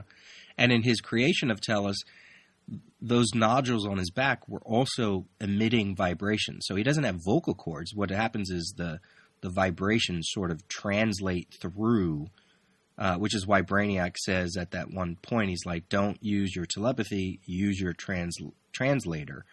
And the whole notion was, although again, I'm pretty sure they disregarded it eventually, is that through those vibrations, because he grew up in a planet that has like, really thick atmosphere, where they basically like swim in the atmosphere, it's just through vibrations that you get language. And so from an artist's perspective, he's a fantastic character. It's kind of like when Perez created Jericho, and he said, I want him, if he's going to be mute, he will not have thought bubbles. The only way we're going to show how he speaks is through sign language. And that was something that Perez really wanted. And it kind of upsets me that, again, Lido leaves the book. We don't really get all of these sweet touches that came with the Tellus character. But because he is interesting, and in a way, he's kind of like Block in a way. He's kind of like naive to humans, and he's clunky, right? And he may be acting from too much naivete and too much gusto. In a way, even though I used to think Block was like one of my favorite characters, all these issues that we've read, and we were reading the tales, Block doesn't do anything. What does he do? He's not doing anything in like these early 80s books. And I feel like Tellus kind of usurps his position as the young, naive one, or not young one, but just the naive character that is kind of like walking around going, duh, I don't know, so, but Tellus has so much more going for him visually and power-wise, and he's just a fun character. I really like his spotlight in this book. It's something, what you just said reminds me of something that I read in the Legion Companion. I'll get to that later because it has to do with more specifically Quizlet, but it does touch on what you're talking about in terms of Tellus. So we'll have to come back to that. But yeah, that's one thing that I like about Tellus as well, is that, I don't know, he comes across as kind of, I don't want to say naive, but young and excitable, I guess is the best way to put it to me. Yeah. But I like that. Yeah. And in that scene that we're talking about here, where Tellus is revealing that he sensed that someone is wanting to do this damage, that there's a saboteur. Mon-El makes a comment that reminded me of something that he said to Invisible Kid, or something along the same lines that he said to Invisible Kid in an earlier issue. He says, everyone has to learn their limits, Tellus, nothing wrong there. And so that just reminded me of that scene that we talked about, I can't remember which issue, where they're going to, last issue, they were going to rescue Timberwolf, and Invisible Kid is there having been allowed to come back on to active duty after being cleared for accidentally killing another character. And Mon-El, because I remember mentioning Mon-El seemed kind of harsh with Invisible Kid, but we see that through line here as well. So I like that continuing characterization that the consistency. That's the word I'm looking for. The consistency of character that we're seeing with Mon-El, at least in relation to how he views his fellow Legionnaires or potential Legionnaires. So eventually we find out that this whole mission, this whole sabotaging that's going on, is from another on-tier clone of the Dark Circle, just to rub it in my face of how, ineffectual they are. That's right. You're a fan of them, right? Yeah, I was. Yeah. So, and it's a nice little touch from the Tales. We rarely get the Tales coming into the Baxter series, but now that the Tales run is done and is on reprints, it's kind of, this is really the only place they can do any kind of like follow-up or holdover. So it's like one of the first time that I think they're really playing back to what was going on in the Tales book. So eventually they meet up. Well, first they meet up with Dev-Em. I guess we can talk about Dev-Em, and who also was a part of that Dark Circle story from the Tales, the last Tales storyline. And there is some mention of throwing Dev-Em into the mix as a candidate. What'd you think about that? Ugh. Yeah. Yes. You don't like Dev M, right? Well, yes and no. I think the characterization of Dev M in more recent issues has certainly soured me on him. Before he was just, what was interesting about him was that, he's basically a spy, but he's a Kryptonian. And so, making Superman a spy, I thought that was a neat twist on that character. But again, he and Timberwolf can compete for who's the biggest jerk in this story. But I found it interesting, because he says once Mon-El lets him know that Comet Queen is a Legion applicant, and basically be nice. He says, "Sheesh, if you're desperate, maybe I ought to reconsider your offer to join." So, to which Mon-El says, "We made that offer a long time ago, Dev M. It might not be open anymore." Yeah, the two of them, their relationship in this issue is kind of in contrast to the last time we read him, where Dev M was being used by the Dark Circle, and I thought they were on much friendlier terms in that storyline. And now he's sort of back to his old his ways again, Yeah, I thought that was very odd too. And what I was confusing in my head was, because I can't remember if this is something that we have read or has appeared in the past, or am I confusing something that happens, down the road? But I know that there is this conflict between. Oh, I know what I'm thinking of. It just occurred to me, Peter. I'm thinking of the Supergirl TV series where they talk about the animosity between Kryptonians and Daxamites. Mm-hmm.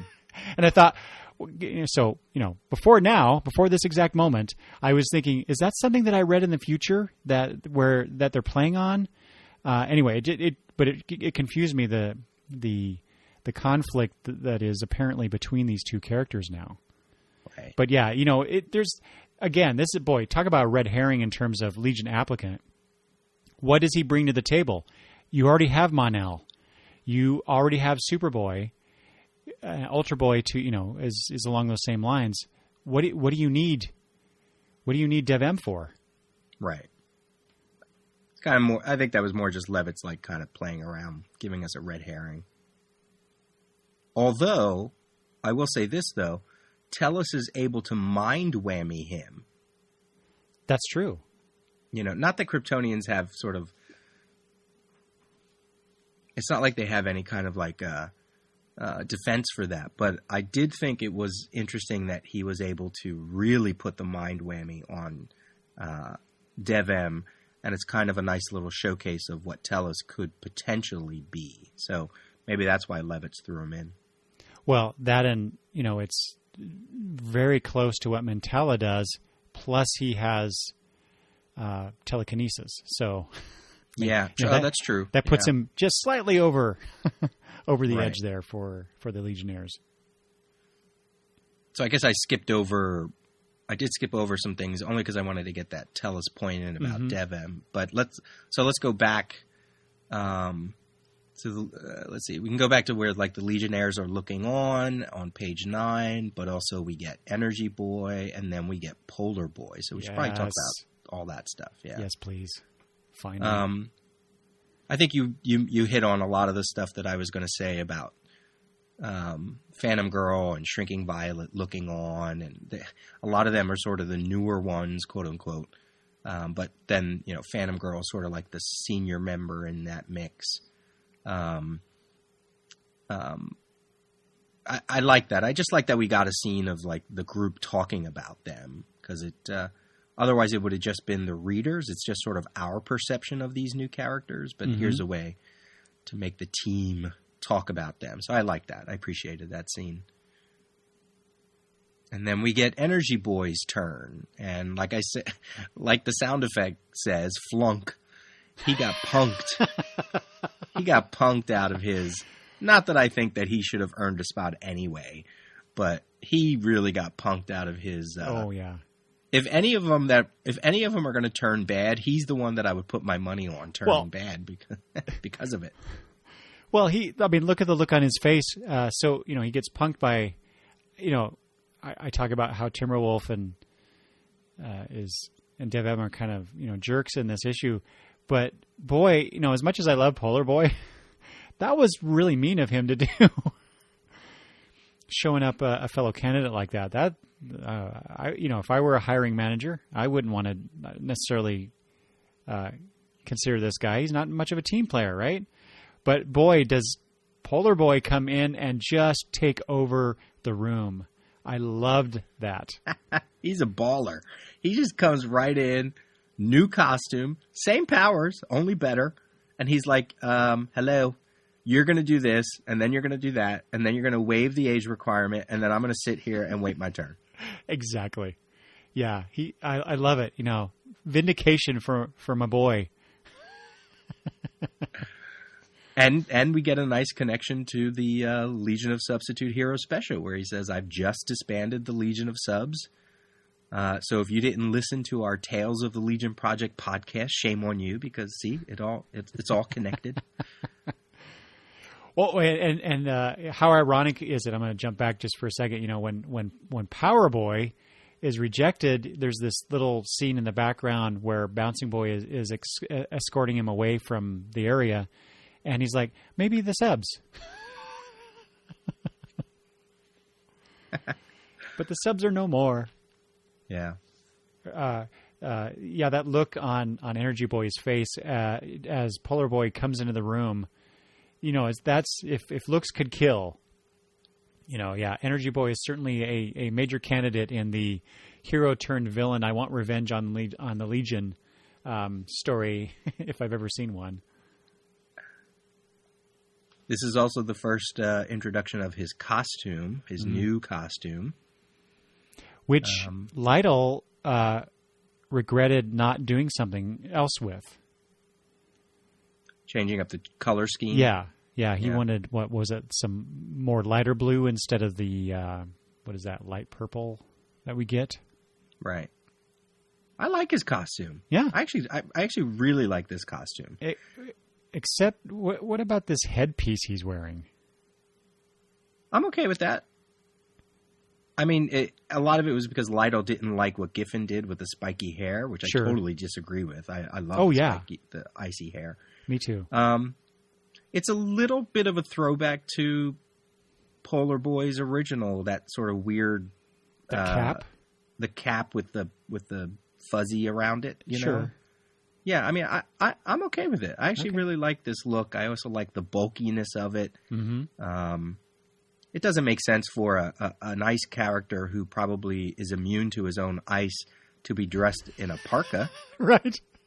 But there's something about it I dig. I like the costume. Yeah. I'm all for it. So this is all, since we're talking about this. This is one of my nitpicky things about the art is that you get his skull cap, right? And on the previous page, you get Shadowless's hair dryer thing. I don't know what it is. We find out that she's got a new hairdo coming, and this is doing something along those lines. But the design is very similar. Just the way that they're both kind of wearing their helmets, for lack of a better word. This was like it's right. The both designs are on facing pages. It's just like this repetitive aspect that is like, what? Why did we get that? But, again, I'm nitpicky. Well, there you go. Maybe because Lytle didn't like Polar Boy's hair.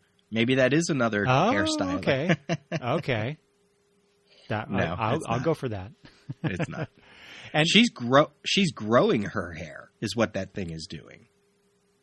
Because remember, she's had short hair up to this point. Oh, that's right. Right. So that's why when it comes out later in that scene where Block is like looking at it like, what the hell?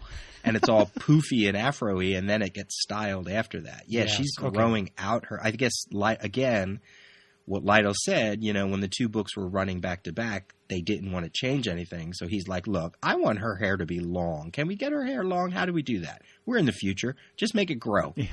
Well, and not only long, that's one of the things I loved about that is what page is that on? 21, where we see her with her styled hair, and it's a bit curly and distinct. It's not just the panel below, which is Starboy, where it's basically rounded and smooth, like most hair is done in comics. I like that he plays around with everyone's hairstyles. We got Element Lad and his tight curls. Saturn Girl on page 22 with her, I don't know, what do you call that style? Flare? She's got some flare going on there. And I especially like what he did with Shadowlass. I don't know. I'm curious if this will carry over once he's left the book, but I really appreciate that, the fact that he's throwing in these design elements to these characters and making them unique in this way. I love it.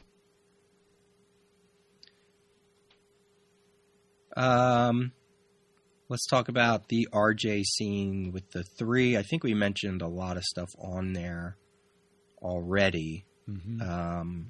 The only thing I wanted to add, though, is I thought it was interesting that we go from Saturn Girl saying, and I wouldn't tell anyone else this, but, and then we turn the page and the first person we see is Tellus. So in my reading of it, I thought she, even though I know what happens at the end, it made it feel like if you didn't know what was happening at the end, that maybe she was going to, I don't know, made me think that you could assume that she was talking about Tellus. Mm-hmm. I think this is Levitt's doing his sleight of hand work. Right. And that he's done already in this issue. Right. So then it's a curve when we actually get what happens at the end. Yeah. But, I was trying to figure out what the rest of her thought would be. Even though I knew the Censor Girl thing was coming, I was like, well, that's surprising because I always assumed, having read all these later issues, that that Saturn Girl was the only person that knew of Censor Girl's identity. But yet here it's making it sound like, well, maybe she doesn't. Maybe she doesn't say who it is. Maybe she's just making a case for the character. So maybe I'm thinking too much ahead. Well, that's exactly what I thought, though, is that she is going to tell them. Like I said, her husband and Cosmic Boy both talk about their replacements. It makes total sense that she's about to reveal her replacement. Yeah, so we'll have to look at that. That's one thing I put in my notes about, like, future reference. Who actually, if Saturn Girl's making such a strong case, which we'll talk about, shortly, I'm sure, did anybody else know? Well, and considering that Tellus is the now resident telepath, does he know and what happens with that, and or is he not able to figure out who Censor Girl is for whatever reason? So I'm looking forward to that. Yeah. I love the way that RJ refers to, or how he refers to to his. Well, he just says, "So what pups will replace my gray lions?" To which Saturn Girl says, "Really?" RJ Brand is, he comes across as so, what was I going to say? He comes across as fatherly and patronizing at the same time. But, I give him some slack because he's old. Then we go back to the scene where they're, again, trying to look for what's going on. And I guess we should go to where they find Antir, and they're about ready to, stop him. And we get our second to last candidate, the first appearance of Quizlet. And I think Antir notices him before they do because he says, "My device against yours." And I the only thing I could sort of think was, what? Did they mean Does he see Quizlet coming? These pages were okay, so talk about the art. Some of the panels in this sequence, I was like, what the hell's going on? And that was one of them, because I know they're talking about the shield at one point, but that wasn't at this point. So that was something there. Also, when he sends off his device and it splashes out from the water, that was a little confusing. Some of the coloring got a little janky. But anyway, we get Quizlet. And here's a character that, just like they were talking about before, who gets nominated on the run of a mission. Mm-hmm. And what a strange little character. What a strange introduction. Boy, does he get a lot of page time in comparison to the other candidates, right? So, like you're saying, on page 16, and I agree with you that was a little confusing as to what's going on. But so we hear Quizlet before we see him, and then he suddenly shows up. Brainiac 5 says, "Huh?" As we see this little tiny ship come into the panel. You turn the page, and we're out of the action, and everybody's talking about Quizlet. So I thought that was a weird transition that we get a bunch of character background for basically a page and a half about this character before we get back to the scene in which he was introduced. But, you had to have a little bit of, I guess, exposition. Exposition, yeah. Anything interesting about the fact that he... I guess there's a science police dossier on Quizlet, right. because he's an explorer, right? He comes from this other dimension, right? Yeah, and he wanted to be a member of the science police, so that's why they have information on him already. Yeah, and then he takes this opportunity to have fun with the Legion, I guess. Yeah, and he shows what he can do. He can. Well, I mentioned Jericho before. He's kind of like a technological version of Jericho, where he can, or a mechanical. He can inhabit inanimate objects and bring them to life, talk through them, but only for a short amount of time before they crumble away. And he he leaves whatever it is that he inhabited, and it crumbles away. It's a power set that's no different than Life Lass. But in a much more interesting package, I guess. Yeah. Yeah. Well, and the package itself, that's interesting you say that, because, we see this ship that looks like a miniature cruiser, but we don't actually see, maybe we do. Quizlet is this energy being, presumably, and we see flashes of him, but it's mostly as he enters or exits something. We don't, unless I'm wrong, we don't actually see the character himself or itself. That's right. And part of that has to do, again, with Lytle's creation of the character. He wanted him to be a being that we never saw in the ship. Almost like the ship was his support in a way. And when he used his power, his life essence would leave his physical body and go into whatever it is that he was, zapping into. But the physical body would still be in the ship. Well, because Lytle left and, again, maybe that's just something that you would never really see. They decided to just make it that the energy being itself was the being, not that there was a physical body. So that was something that Lytle wasn't a fan of after he had left the book. He wasn't a fan of that, but he's no longer on the book, so what can he do? But yeah, you get those 19 and 20, those 2 pages. You get a lot, that big cross panel, showing him as inhabiting the device that Antir was using, sitting on. I don't know what, but turned into, like you said, this humanoid-looking thing in order to defeat Antir. Talk about a big splash for this new character. which is in stark contrast to Sensor Girl's appearance that we'll talk to in a second. But boy, if you'd have to be pretty slow to pick up on the fact that Quizlet is going to be a new Legionnaire based on this appearance. Yeah. There's a couple other things here. Lytle, he talked about, he says, scientists have long insisted that opposable thumbs were necessary for mankind to have ascended to their mastery of Earth. But I started out with the idea of a possible exception. What if a species could manipulate his surroundings in a different way? What would his physiology be like if he had no need to physically manipulate matter? What if this theoretical race could animate matter and mold it to their needs? These were the questions that led to the creation of Quizlet. So I think that's kind of interesting. Yeah. Where you got your information and what's in the Legion Companion is exactly the same thing. So that's interesting.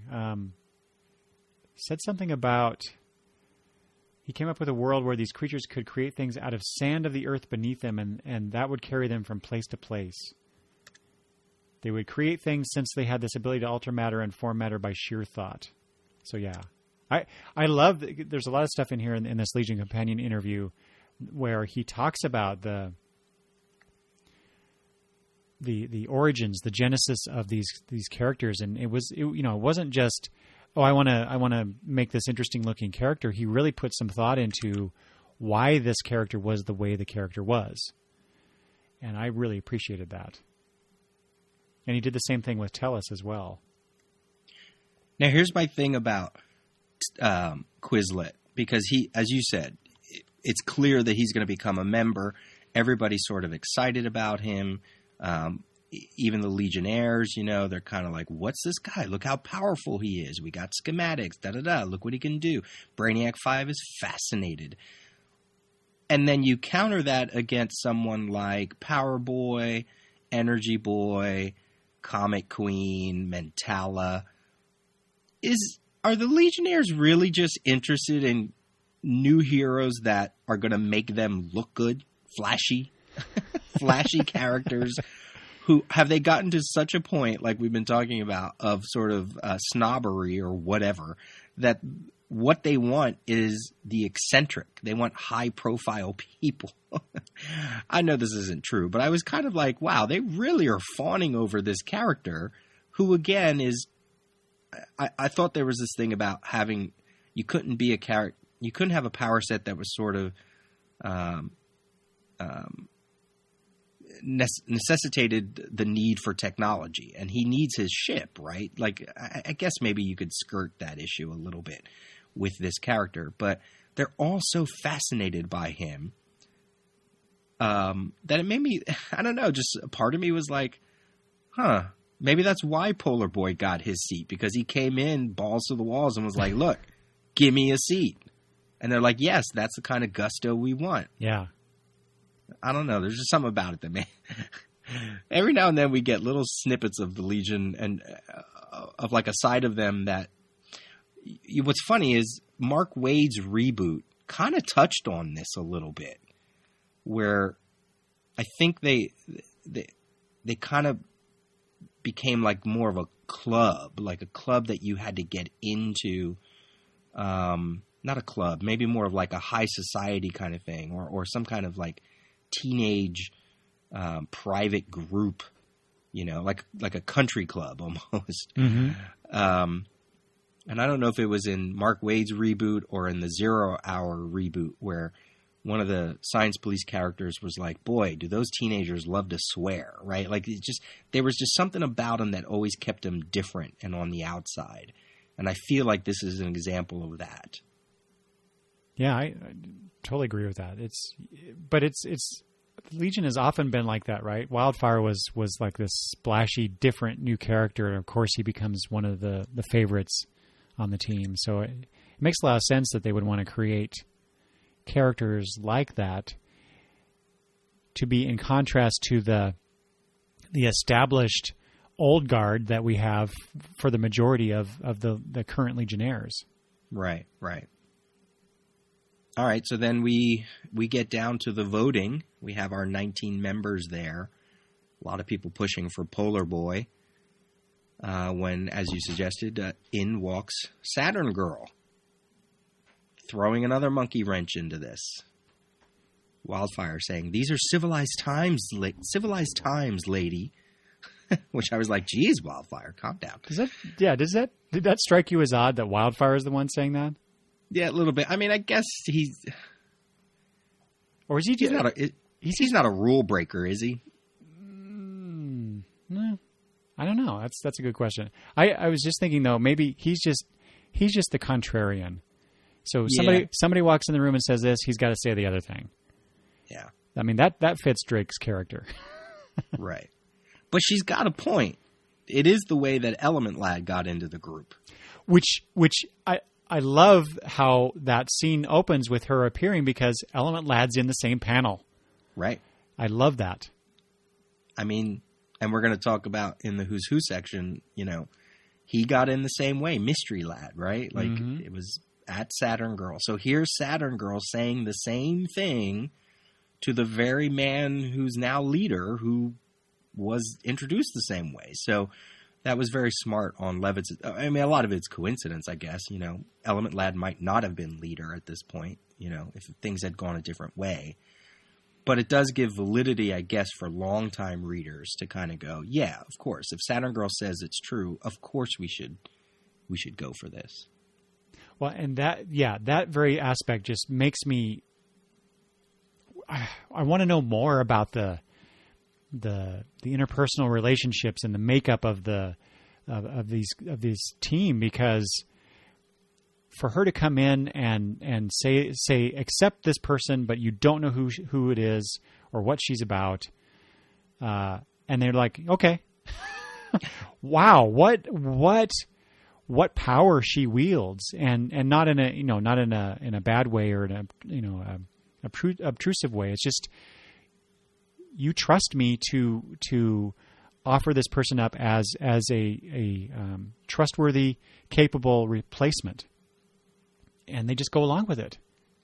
Sensor Girl has the best of reasons to deserve Legion membership. All I'm asking is an open vote, the same benefit you'll give those other candidates. To be fair, though, they got to see what those other candidates could do. Exactly. Yeah. So, but you're right. That is a. I mean, she's Saturn Girl, man. What are we going to do? She's Saturn Girl. Can't do anything about it. I forget. It's been so long, and I may not have actually even read the issue. I'm sure I'm sure I have. But when Element Lad first appears as Mystery Lad or whatever, do we get to see what he's capable of, right?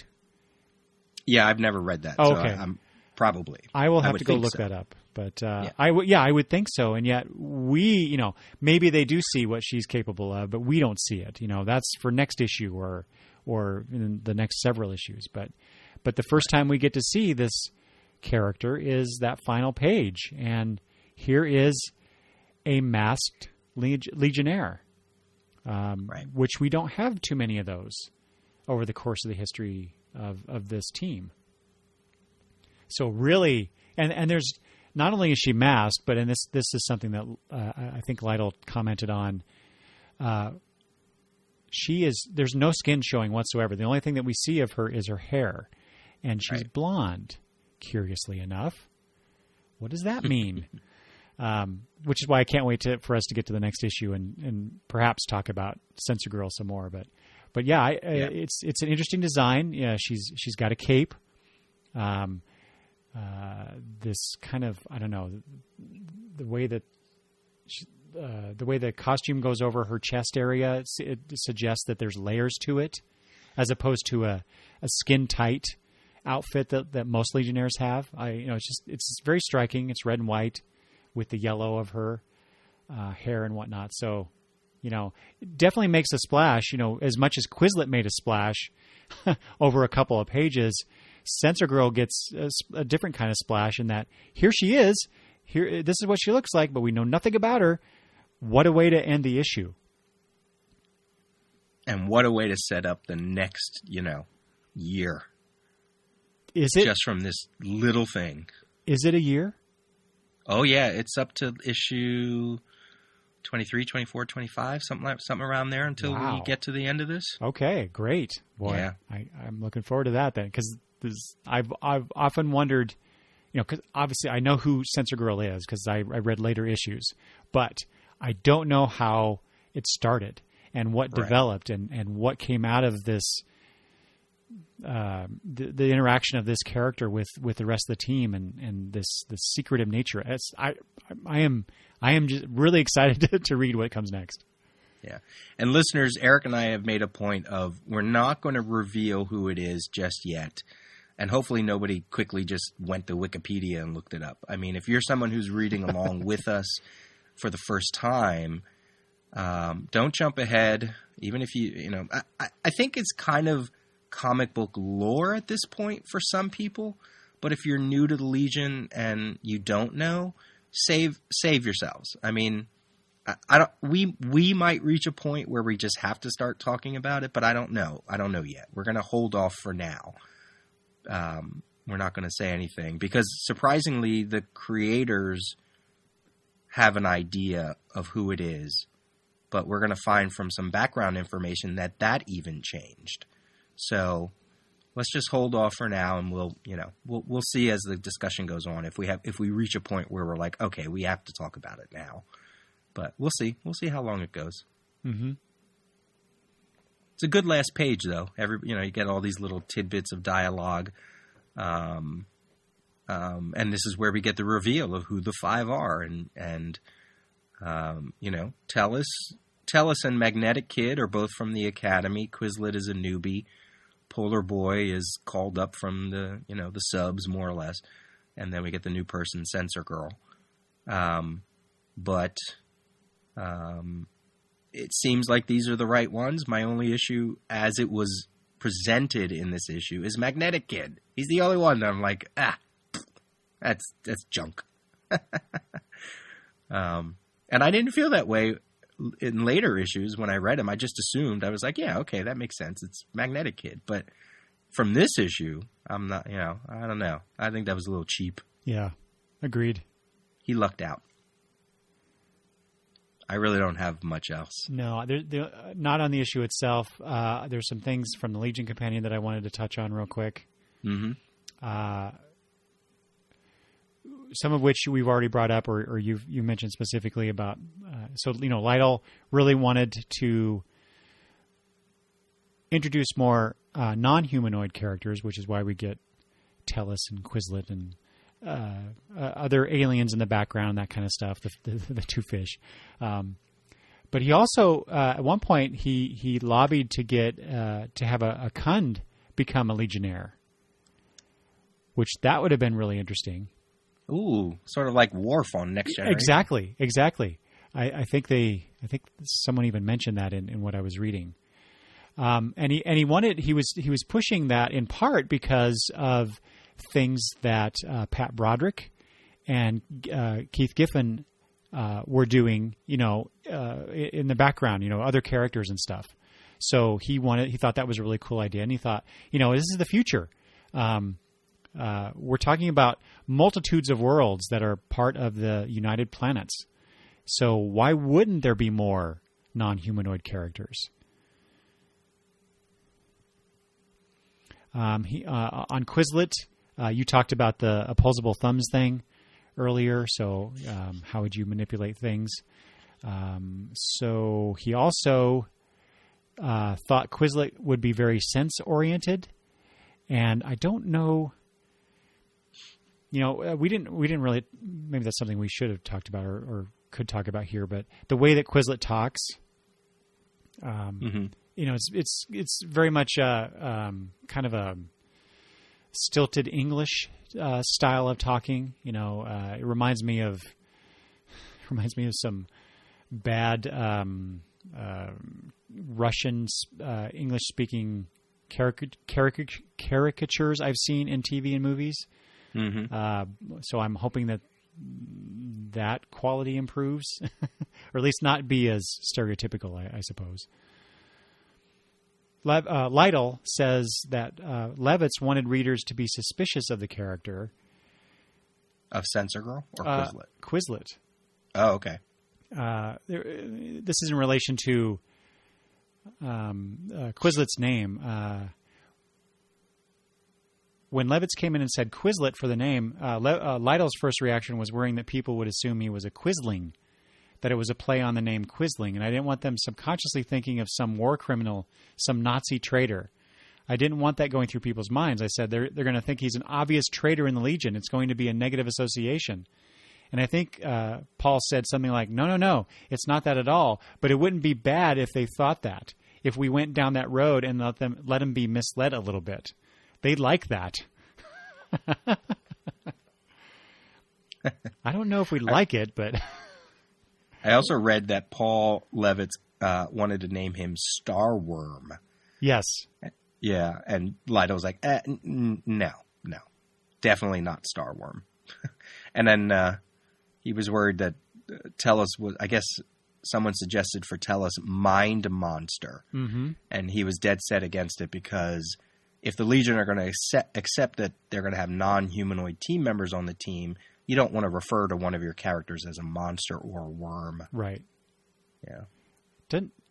That's curious, though, because isn't in a later incarnation of the Legion, isn't a character called Monster? Monster Girl. Monster Girl, yeah. That's in the bad Legion stores. That's post 0 Hour reboot trash. Oh, I said it. No, I'm kidding. I'm kidding. On Tellus, Lytle was talking about how, Tellus we've seen before. I think in one panel he drew this character in issue 9, I think it was. Yeah, we saw him when Laurel got shot. Yeah, okay, that's right. And then he says, actually, we saw him before that. He was in an issue before that. Okay. Yeah, and I think I mentioned that in one of our discussions. I was like, oh my God, there's Tellus. But he didn't say anything. So yeah, Lytle talks about Tellus having been shown. They had shown the Legion Academy and said that there was an Academy student that was so alien that he was in his own room and couldn't breathe our atmosphere. Nobody saw him or knew anything about him. I was really curious when I read that. So I asked Paul, let's bring him out of there. What is he? And he said, we don't know. We have no idea who he is or what he is or why he is. That's from that issue that I talked about, issue 304. Yeah. Yep. And I actually went back to look at that because I was like, really? I don't remember that. And yep, sure enough, they say something about, talking about atmosphere, and they say, and our special friend in his own private wing. Yes, I remember that now. Okay. Yeah. Lytle continues, so the next time we show the Academy, I slipped in this strange-looking creature that had a helmet, and I assumed a trans suit. And he said here it is. This is what I was looking for. I said to Paul, if you don't mind, this was the guy that was behind the wall. And Paul says, oh, that's cool, and we went on from there. Remember that guy that I just created for one panel that was based on your idea that there was an alien student? Well, that's him. Let's bring him in. So I like how much those two work together and we're able to create these characters and it's not just Levitz coming up with these ideas. He really let Lytle have a large say in what eventually appeared in the issues. So I thought that was really cool. Right. And then finally, I want to say on Polar Boy, Lytle wanted to design the new costume.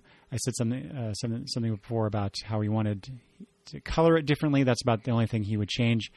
The nice thing about it, Lytle was very complimentary to Polar Boy in general. He didn't agree with Giffen's farcical take on the subs in general, which, there you go.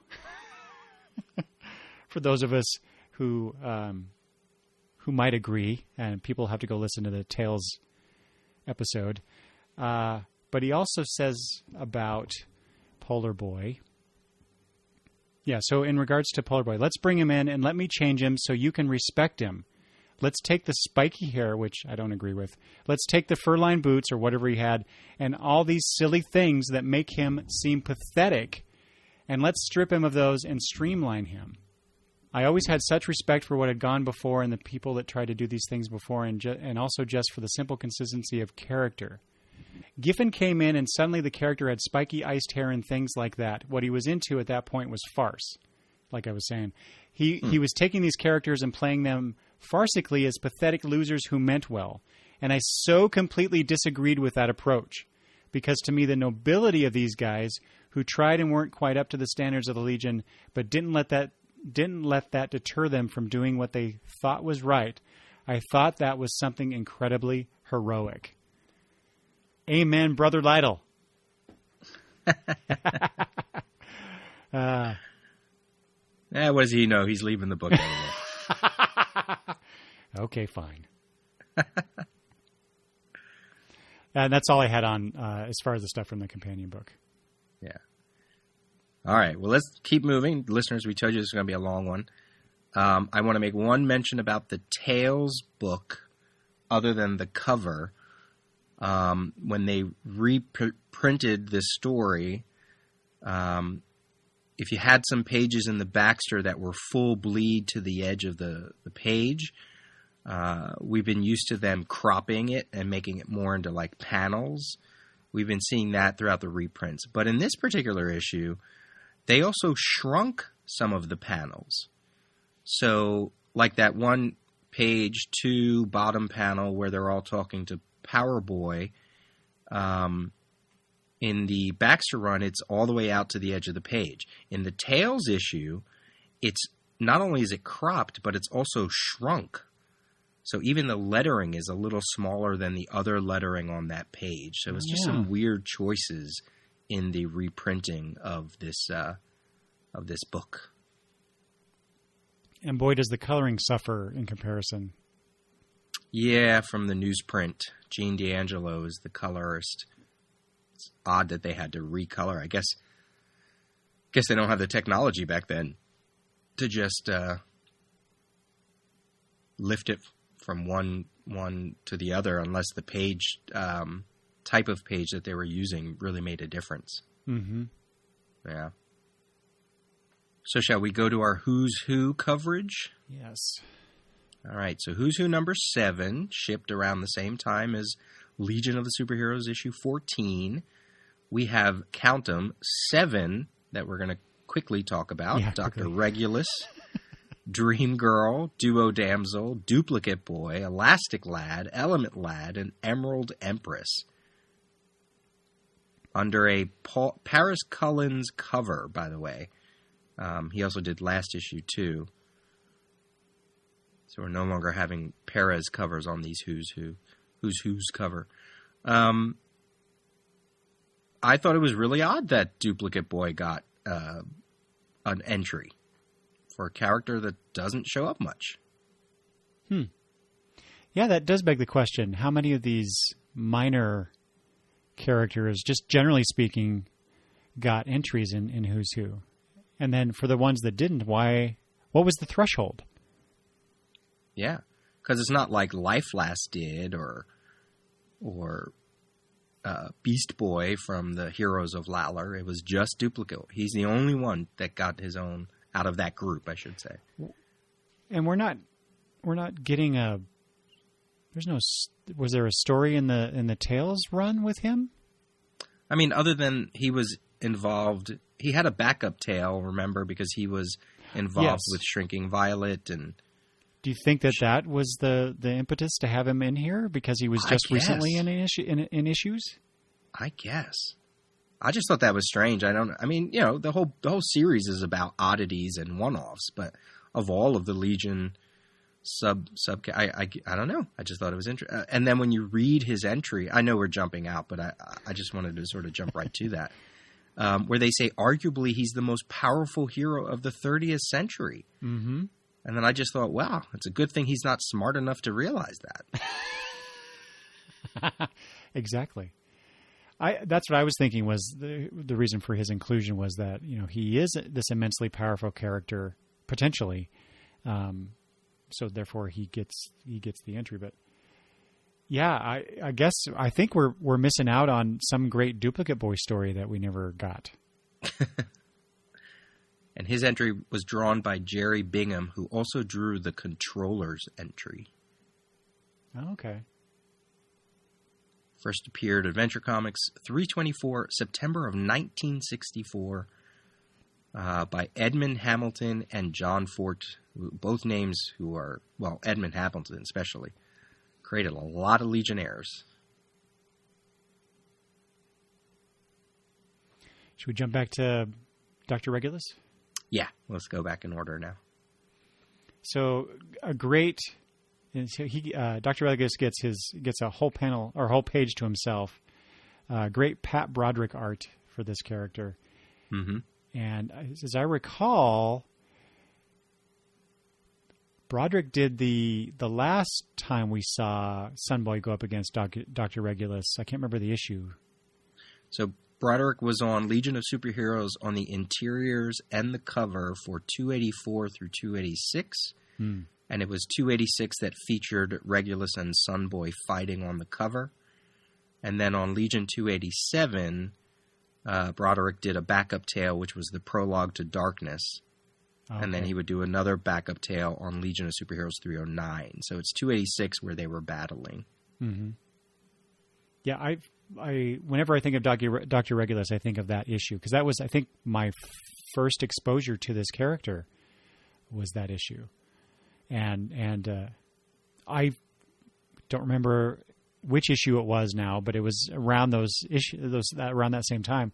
But Pat Broderick was the first Legion artist that I was exposed to at that time, whose work I liked so much that I wanted him to be the Legion artist.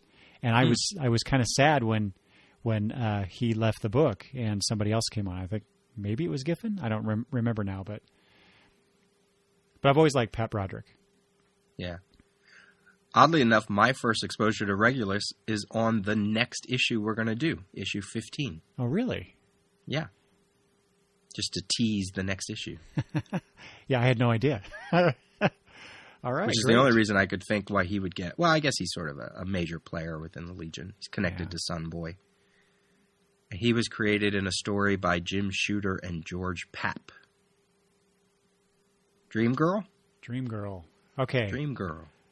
Most of my comments are about the art for these entries. James Sherman is the artist, and Sherman did a run of Legion comics, I think, in the late 70s. I want to say. Anyway, he's an artist that I was only introduced to in the last several years when I was picking up collections of older Legion material, and I really enjoy his work. I don't know that his rendition of Dream Girl here is indicative of what he did in the Legion issues, but he's someone else I've come to appreciate. Another character in a story by Edmund Hamilton and John Fort. Couple of things here. The takeaway, she's probably the second or third best scientist in the Legion. Mm-hmm. That surprised me. And then I actually went to the wiki, and it says, no Legionnaire was more skilled in non-powered hand-to-hand combat except Karate Kid himself and Timberwolf. Apparently she trained with Karate Kid. So I thought that was, I mean, we've seen it. We've seen examples of her hi-ya and kicking somebody, but the scientist thing kind of threw me a little bit. I was like, really? Okay. Well, she is one that altered Lightning Lass's abilities in I forget the issue now. It's her first appearance. Oh, yeah. Okay. Yeah. Adventure Comics 317, which, I want to start keeping track of, like, the most important 25 Legion comics, right? And Adventure Comics 317, I think it was the first cover that no longer just said Adventure Comics. It said Adventure Comics featuring Superboy and the Legion of Superheroes. So that was a change for that issue. And then that was the issue where, like you said, Lightning Lass gets changed to Light Lass. And it's her Dream Girl's first appearance. And Dream Girl, her ancestor, is now on the Supergirl TV show. Duo Damsel? Just one more comment about Dream Girl. Just that reading this entry, I realized that I really don't know a whole lot about her early appearances. I don't think that I've even read her first appearance and the transformation of Lightning Lass to Light Lass. So I need to correct that. Yeah, there's a lot of those. I think we talked about it before. My early Legion history reading is very sparse. So unless we start the pre-Legion, I don't know. I don't even know, pre-Legion podcast or something. Yeah, I don't know. Yeah, if it's one of those days, I'll read them all. Well, I have the 2 Silver Age omnibuses, so I have a lot of this early stuff. I just need to actually sit down and read it. Yeah. All right, Duo Damsel. Art by Mary Wilshire and Dick Giordano. I do not recognize that artist name, Mary Wilshire. Do you have any information on her? I did look her up. Hold on one second. But I like what they show here while you're doing that. The image of they're actually showing 3 of her combined body, I guess, because her costume is this orange and purple thing split down the middle, and then coming out of her on either side is her 2 selves, which I thought this was a nice conceit artistically, where when she would split, one character would be wearing all one color, and the other would be wearing the other color. So I always enjoyed that aspect of Duo Damsel. Right. Whenever they showed it. I don't know that they were always consistent about it, but I like it. Mary Wilshire first developed in Underground Comics. She worked for Marvel Comics around 1980, contributed to Crazy. Larry Hama had her taking over Red Sonja. And then she also worked Power Pack, Kazar, Spider-Man, Barbie, among other things. So the Power Pack is where I probably remember her the most. I read a lot of those Power Pack issues, but I don't remember that artist. But I could totally see, based on the image here, I can see the Barbie influence, I guess. Yeah. You know, with Duo Damsel, maybe there is one and I just haven't read it, but I've always thought that there would be a really great story digging into, the trauma that she must have felt when Computo killed one of her 3 selves, and then she became Duo Damsel. And I know, down the road there's another incident before the Legion gets rebooted, where she experiences another tragedy. So I guess what I'm saying is I would like to see that or read that story if there is one, and if there isn't, there should have been one. Great dramatic possibilities here. So she has a first appearance, Action Comics 276, in the story Supergirl's 3 Girlfriends. This was the Legion of Superheroes' 6th comic book appearance. Ooh. And it also featured the first appearance of Phantom Girl, Shrinking Violet, Bouncing Boy, Brainiac 5, and Sun Boy. And she is listed as the first non-charter member. And obviously she'll go through some major changes. But when I looked up the whole thing about her first appearance, so she had a first appearance where Bouncing Boy also had his first appearance. Karate Kid and Princess Projectra also first appeared together. And I wondered, is that how they coupled up a lot of these Legionnaires, just by who they first appeared with? Interesting. I have to wonder if there was more of that went on. So I thought that was interesting. That's what I learned from this entry. So she's listed as the first non-charter member. For some reason, I always thought that was Phantom Girl. Yeah, I think they kind of go back and forth on that, but I know in the reboot, Zero Hour reboot. They do the same thing where Triplicate Girl or Triplicate or Triad or whatever, she's like RJ Brand's secretary, and she becomes like the first non-charter member. But that's what it says here. First non-charter member. I know Phantom Girl was one of the earliest ones, but I guess, I don't know. Maybe someone, I don't know if it was concrete within the book itself. All right, then we talk about Duplicate Boy already. Mm-hmm. Elastic Lad. Art by Howard Bender and Romeo Tango. Jimmy Olsen. Mm-hmm. Stealing a bit of Bouncing Boy's shtick. Actually, that now that I'm thinking about it, I guess I should have looked this up. But so, when did he? Okay, so he first appeared in Jimmy Olsen number 31 as Elastic Lad. That had to have been after Bouncing Boy first appeared, right? By Otto Binder, and Kurt Swan. Yeah. I think it's odd that he gets an entry as Elastic Lad and not Jimmy Olsen. Does he not get it? Is Jimmy Olsen not in Who's Who? Oh, I don't know now. I don't think so. That'd be interesting to find out once we get there. But yeah, I never really considered. Well, Lana Lang as Insect Queen, I believe, gets an entry. So I suppose why not Elastic Lad? But I don't have much to say about Element Lad or Elastic Lad. Sorry, other than he drinks some fluid and he gets stretchy powers. That seems to be a constant in the DC universe. Yeah, no, he does not. Lois Lane gets hers, and she's listed as Lois in alphabetical order as Lois. So Jimmy Olsen does not get his own entry. Very strange. That is curious. I think he does in one of the updates, but not in this one. That had to have been a huge oversight on their part. Yeah. Element Lad is drawn by Colleen Doran and Carl Kiesel. Oh, that's a beautiful, beautiful entry. Yeah, kind of keeps to his soft nature. Yeah. Right? Well, his sort of character. Yeah.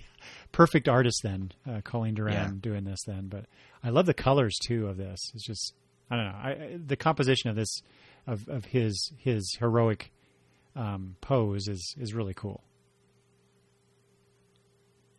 Appeared in Adventure Comics 307. Also, again, Edmund Hamilton and John Fort. And I like that paragraph that Element Lad, being lonely and unusually devoted and active member to the Legion. I almost wondered if that was like the beginnings of the rumblings of, what they do with 5 years later. Unusually devoted. Why would that be unusual? Yeah. I don't know. And then when they say he's a friend or Siobhan Aaron is a friend, I'm like, he's more than just a friend. I mean, we've seen that. Yeah, at this point, for sure. Yeah, we've seen some hanky-panky. Yeah, Element Lad he's easily in my top 5 favorite Legionnaires. Which, in large part, I guess, he got a lot of screen time, as it were, because he, as it says here, it says is currently serving his second consecutive term as Legion leader after 4 terms as deputy leader. So, he, in my mind, and the past issues that I read, he always seemed to be around, and he had a leadership position, even though they didn't always, I guess, touch on that, but it was there. So it was always in your mind that, Element Lad is this, and then it was a big deal when he became Legion leader after serving as deputy leader for so long, and then he got reelected, and that's about the time I think when I was really into the Legion, and so him kind of rising in prominence and leadership in that leadership role, I always like that. I liked seeing that progression from this character who started out literally as a mystery character to rise to become the leader of the Legion. I just always thought that was cool. And what a cool power set. Talk about one of your most powerful Legionnaires. Right. I mean, he can create kryptonite. Hmm. You know what I mean? Like I always think that he should be. It's a good thing he has his own insecurities, because he's another one that could wreck everybody. Yeah. Okay, Emerald Empress. Yeah, she's another one. She gets a big entry. Yeah. Kurt Swan and Carl Kiesel again. Yes. Boy, I love Emerald Empress. She's my favorite Fatal Five member. Oh. Just the idea of the Emerald Eye of Ekron. Mm-hmm. Her having that that control over that very powerful thing, but just like many of the other characters we've already discussed, who are could be immensely powerful, she has limitations. Right. Mostly just her own imagination, really, and ambition. Even though, does it say in here that she used the eye's nearly unlimited power for a variety of evil purposes, and at one point conquered Vengar. And then joins a bunch of these other four schlubs to become the Fatal Five. Well, thanks to the Legion, anyway. There's a lot of information in here that gets altered. In the entry, they call her Sarva, SarYva, but it's supposed to be Sarya. Something about the planet's name gets changed. I think it's Vengar now, but then it doesn't get changed to Venegar or something like that. Mm-hmm. There's a lot of information here. And just the whole thing about the Emerald Eye itself. The Emerald Eye of the lost Ekron civilization, but yet eventually the Eye could be looked at as an offshoot of the Guardians. I think that's touched on later. It reacts to kryptonite for some reason. It's just got way too many DC things in it. Yeah, it's a weird mishmash. Yeah. The Luck Lords were mentioned in this issue on page 2, and they also have like a big green eye. So it's like, again, there's just way too many of a mix. It's like, what is the actual thing? So... But this is where we are right now, where it's right. An offshoot of something called the Ekron civilization. Well, I love how I'm jumping the timeline quite a bit here, but they did do a story where the Emerald Eye of Ekron is actually an eye of a creature, not just something that looks like an eye. Yeah, that was in 52. Was that in 52? Okay. Yeah. And then it turned out to be that creature was a member of the Green Lanterns. Oh. Or like an early offshoot of the Green Lanterns or something like that. So they went too far as far as I'm concerned. Yeah, I'm telling you, they just go all over the place. All right. Well, that's too bad. But no, I love this character. So I don't know. Is this a good time to go to the next thing? It's a good segue, perhaps? We might as well. I mean, we're already 5 hours into this episode. So we're almost done, folks. Really. Yeah, we're almost done. Peter brought this to my attention. A new animated movie, and a new Justice League animated movie. Is it called Justice League versus the Fatal Five? Yep. Okay. Very, very direct and to the point. That title. So this is exciting. So the Fatal Five appear in the. Is this the first time we've seen them in a DC animated movie? I know they were in the Legion of Superheroes cartoon. Right. I thought we saw them in the Justice League cartoon too. This is kind of like a pre-story to, I think, because it kind of feels like this is the first time we've seen them. Let's see. It says this movie finds the Earth's future hanging in the balance when the Justice League faces the Fatal Five. Superman, Batman, and Wonder Woman seek answers as the time-traveling trio of Mano, Persuader, and Tharok terrorize Metropolis in search of budding Green Lantern Jessica Cruz, whom they need to free the remaining Fatal Five members, Emerald, Empress, and Validus, in order to carry out their sinister plan, but the Justice League discover an ally from another time in Starboy, brimming with volatile power. Could he be the key to thwarting the Fatal Five? And when we see the trailer, the three of them, Mano, Persuader, and Tharok, they come back from the future. But then I was like, wait a minute, are they finding Emerald Empress and Validus in our time or the future time? I'm a little confused about that. Yeah, good point. But I thought we saw them outside of the Legion cartoon, but now I'm not so sure.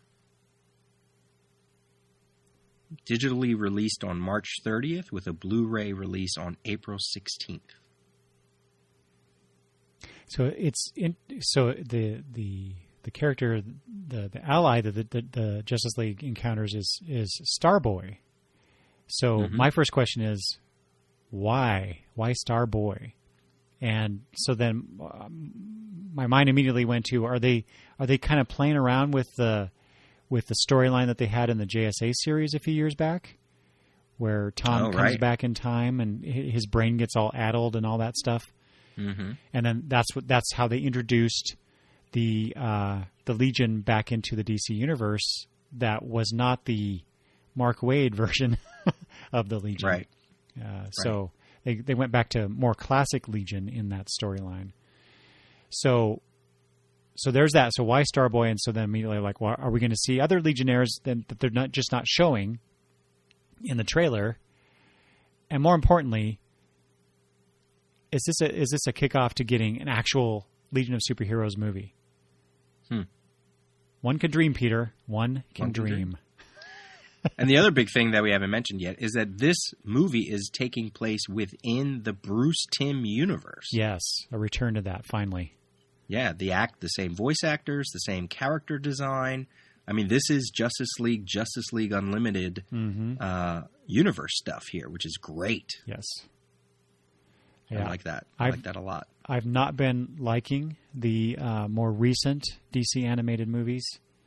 Mm-hmm. I don't care for the tone. I wish they would go back to doing more original stories instead of just adapting things. Right. Generally speaking, so this looks to be like an original concept, so to speak. I'm sure they'll play around with things that we'll be familiar with, but it doesn't seem to be a direct adaptation. So I'm very hopeful that this is a return to better times in the DC animated universe. Does this mean we have to put this on our Tales of the Legion Project podcast list? This might be fun, yes. We'll see. We'll take some notes, and we'll see if we have enough notes to warrant. Hey, well, you know what? A short episode might be fun. I was going to say, yeah. By the way, Jessica Cruz is voiced by Diane Guerrero, who is playing Crazy Jane in the Doom Patrol TV show, which just dropped this week on the DCU app. I'm a little behind on that stuff, so I need to go watch that. Real quick, just because we do talk about it, the only Legion member to appear outside of the Legion book at this time was Block in Crisis number 6. He was on the Monitor satellite when it blew up, and then he went to Earth 4, where all the Charlton heroes were, characters like Blue Beetle and The Question. So he showed up there. And this was the more important thing, in Crisis number 6, which came out the same month that this issue of Legion came out, in the letter column, Kent Phoenix, who was a major letter column writer, brought up the idea that if they are doing away with Superboy, what is going to be the inspiration for the Legion? So I thought that was really interesting that it was brought up, early, before we even got rid of Superboy and Supergirl, and Byrne's Man of Steel hasn't happened yet, and we're like, 2 more years away in the Baxter run from that storyline. But here he is bringing up the notion: what'll happen if there is no Superboy within the DC universe? What inspires a Legion of Superheroes? So I thought that was very cool. That was very forward-looking on that person's part. Yeah. And then the other thing is Best of DC Digest number 64, which has an all Legion-centric issues, which are all just reprints. So, the Adventure Comics 330 through 334 and Superboy 117. But in the back, they throw in these 3 pages about the Legion of Superheroes headquarters. And I've come to realize that at least 2 of them are just reprinted from other comics. So when they show the orange headquarters, that's from Secrets of the Legion of Superheroes number 2. And when they show the metallic recent one, that's from Legion of Superheroes number 311. But the old Clubhouse one, I don't know where that page is pulled from, if it's pulled from anything. But what I like about the cover by Paris Cullins and Bob Smith, it's the Legion fighting this like space whale thing, which is probably indicative of one of the stories within the digest. Yeah. But when I looked at it, I kind of went, is Paris Cullins doing a Crisis number 1 homage? In the way that the curve of the whale is the same curve as all the Earths that are being shattered. Oh. And then the way the characters are all floating around in a space, space. I was like, whoa. The Crisis kid in me was like, wait a minute. The design of this is eerily similar. And I only came upon this today as I was preparing for this episode, wrapping up my notes. I was like, looking at it, I'm like, why does this seem familiar? And I went, wait a minute. So I don't know. Could be. So I'll have to throw that out there and maybe throw it to Adam and see what he thinks. Yeah. But then that's it. That's all the notes I have. All right. And I have nothing else as well. Okay, good. That was a chunky episode, but a lot happened. So. Yes. And we have a lot. I'm sure we'll find some more background information. We didn't even talk about some original art that we found for this issue. Maybe we'll just post it all on our posts for this particular episode so that you can all see some really fun background stuff.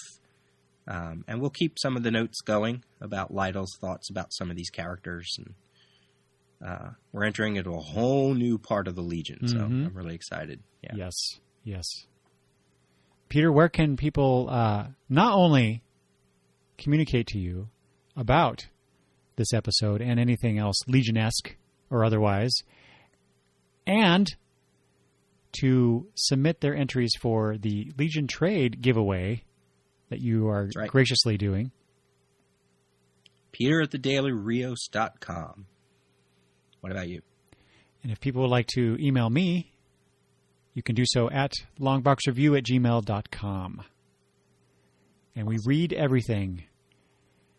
Yes, we do. And eventually talk about it. Okay, Eric. Ready? Let's do it, Peter. Long live the Legion Project Podcast.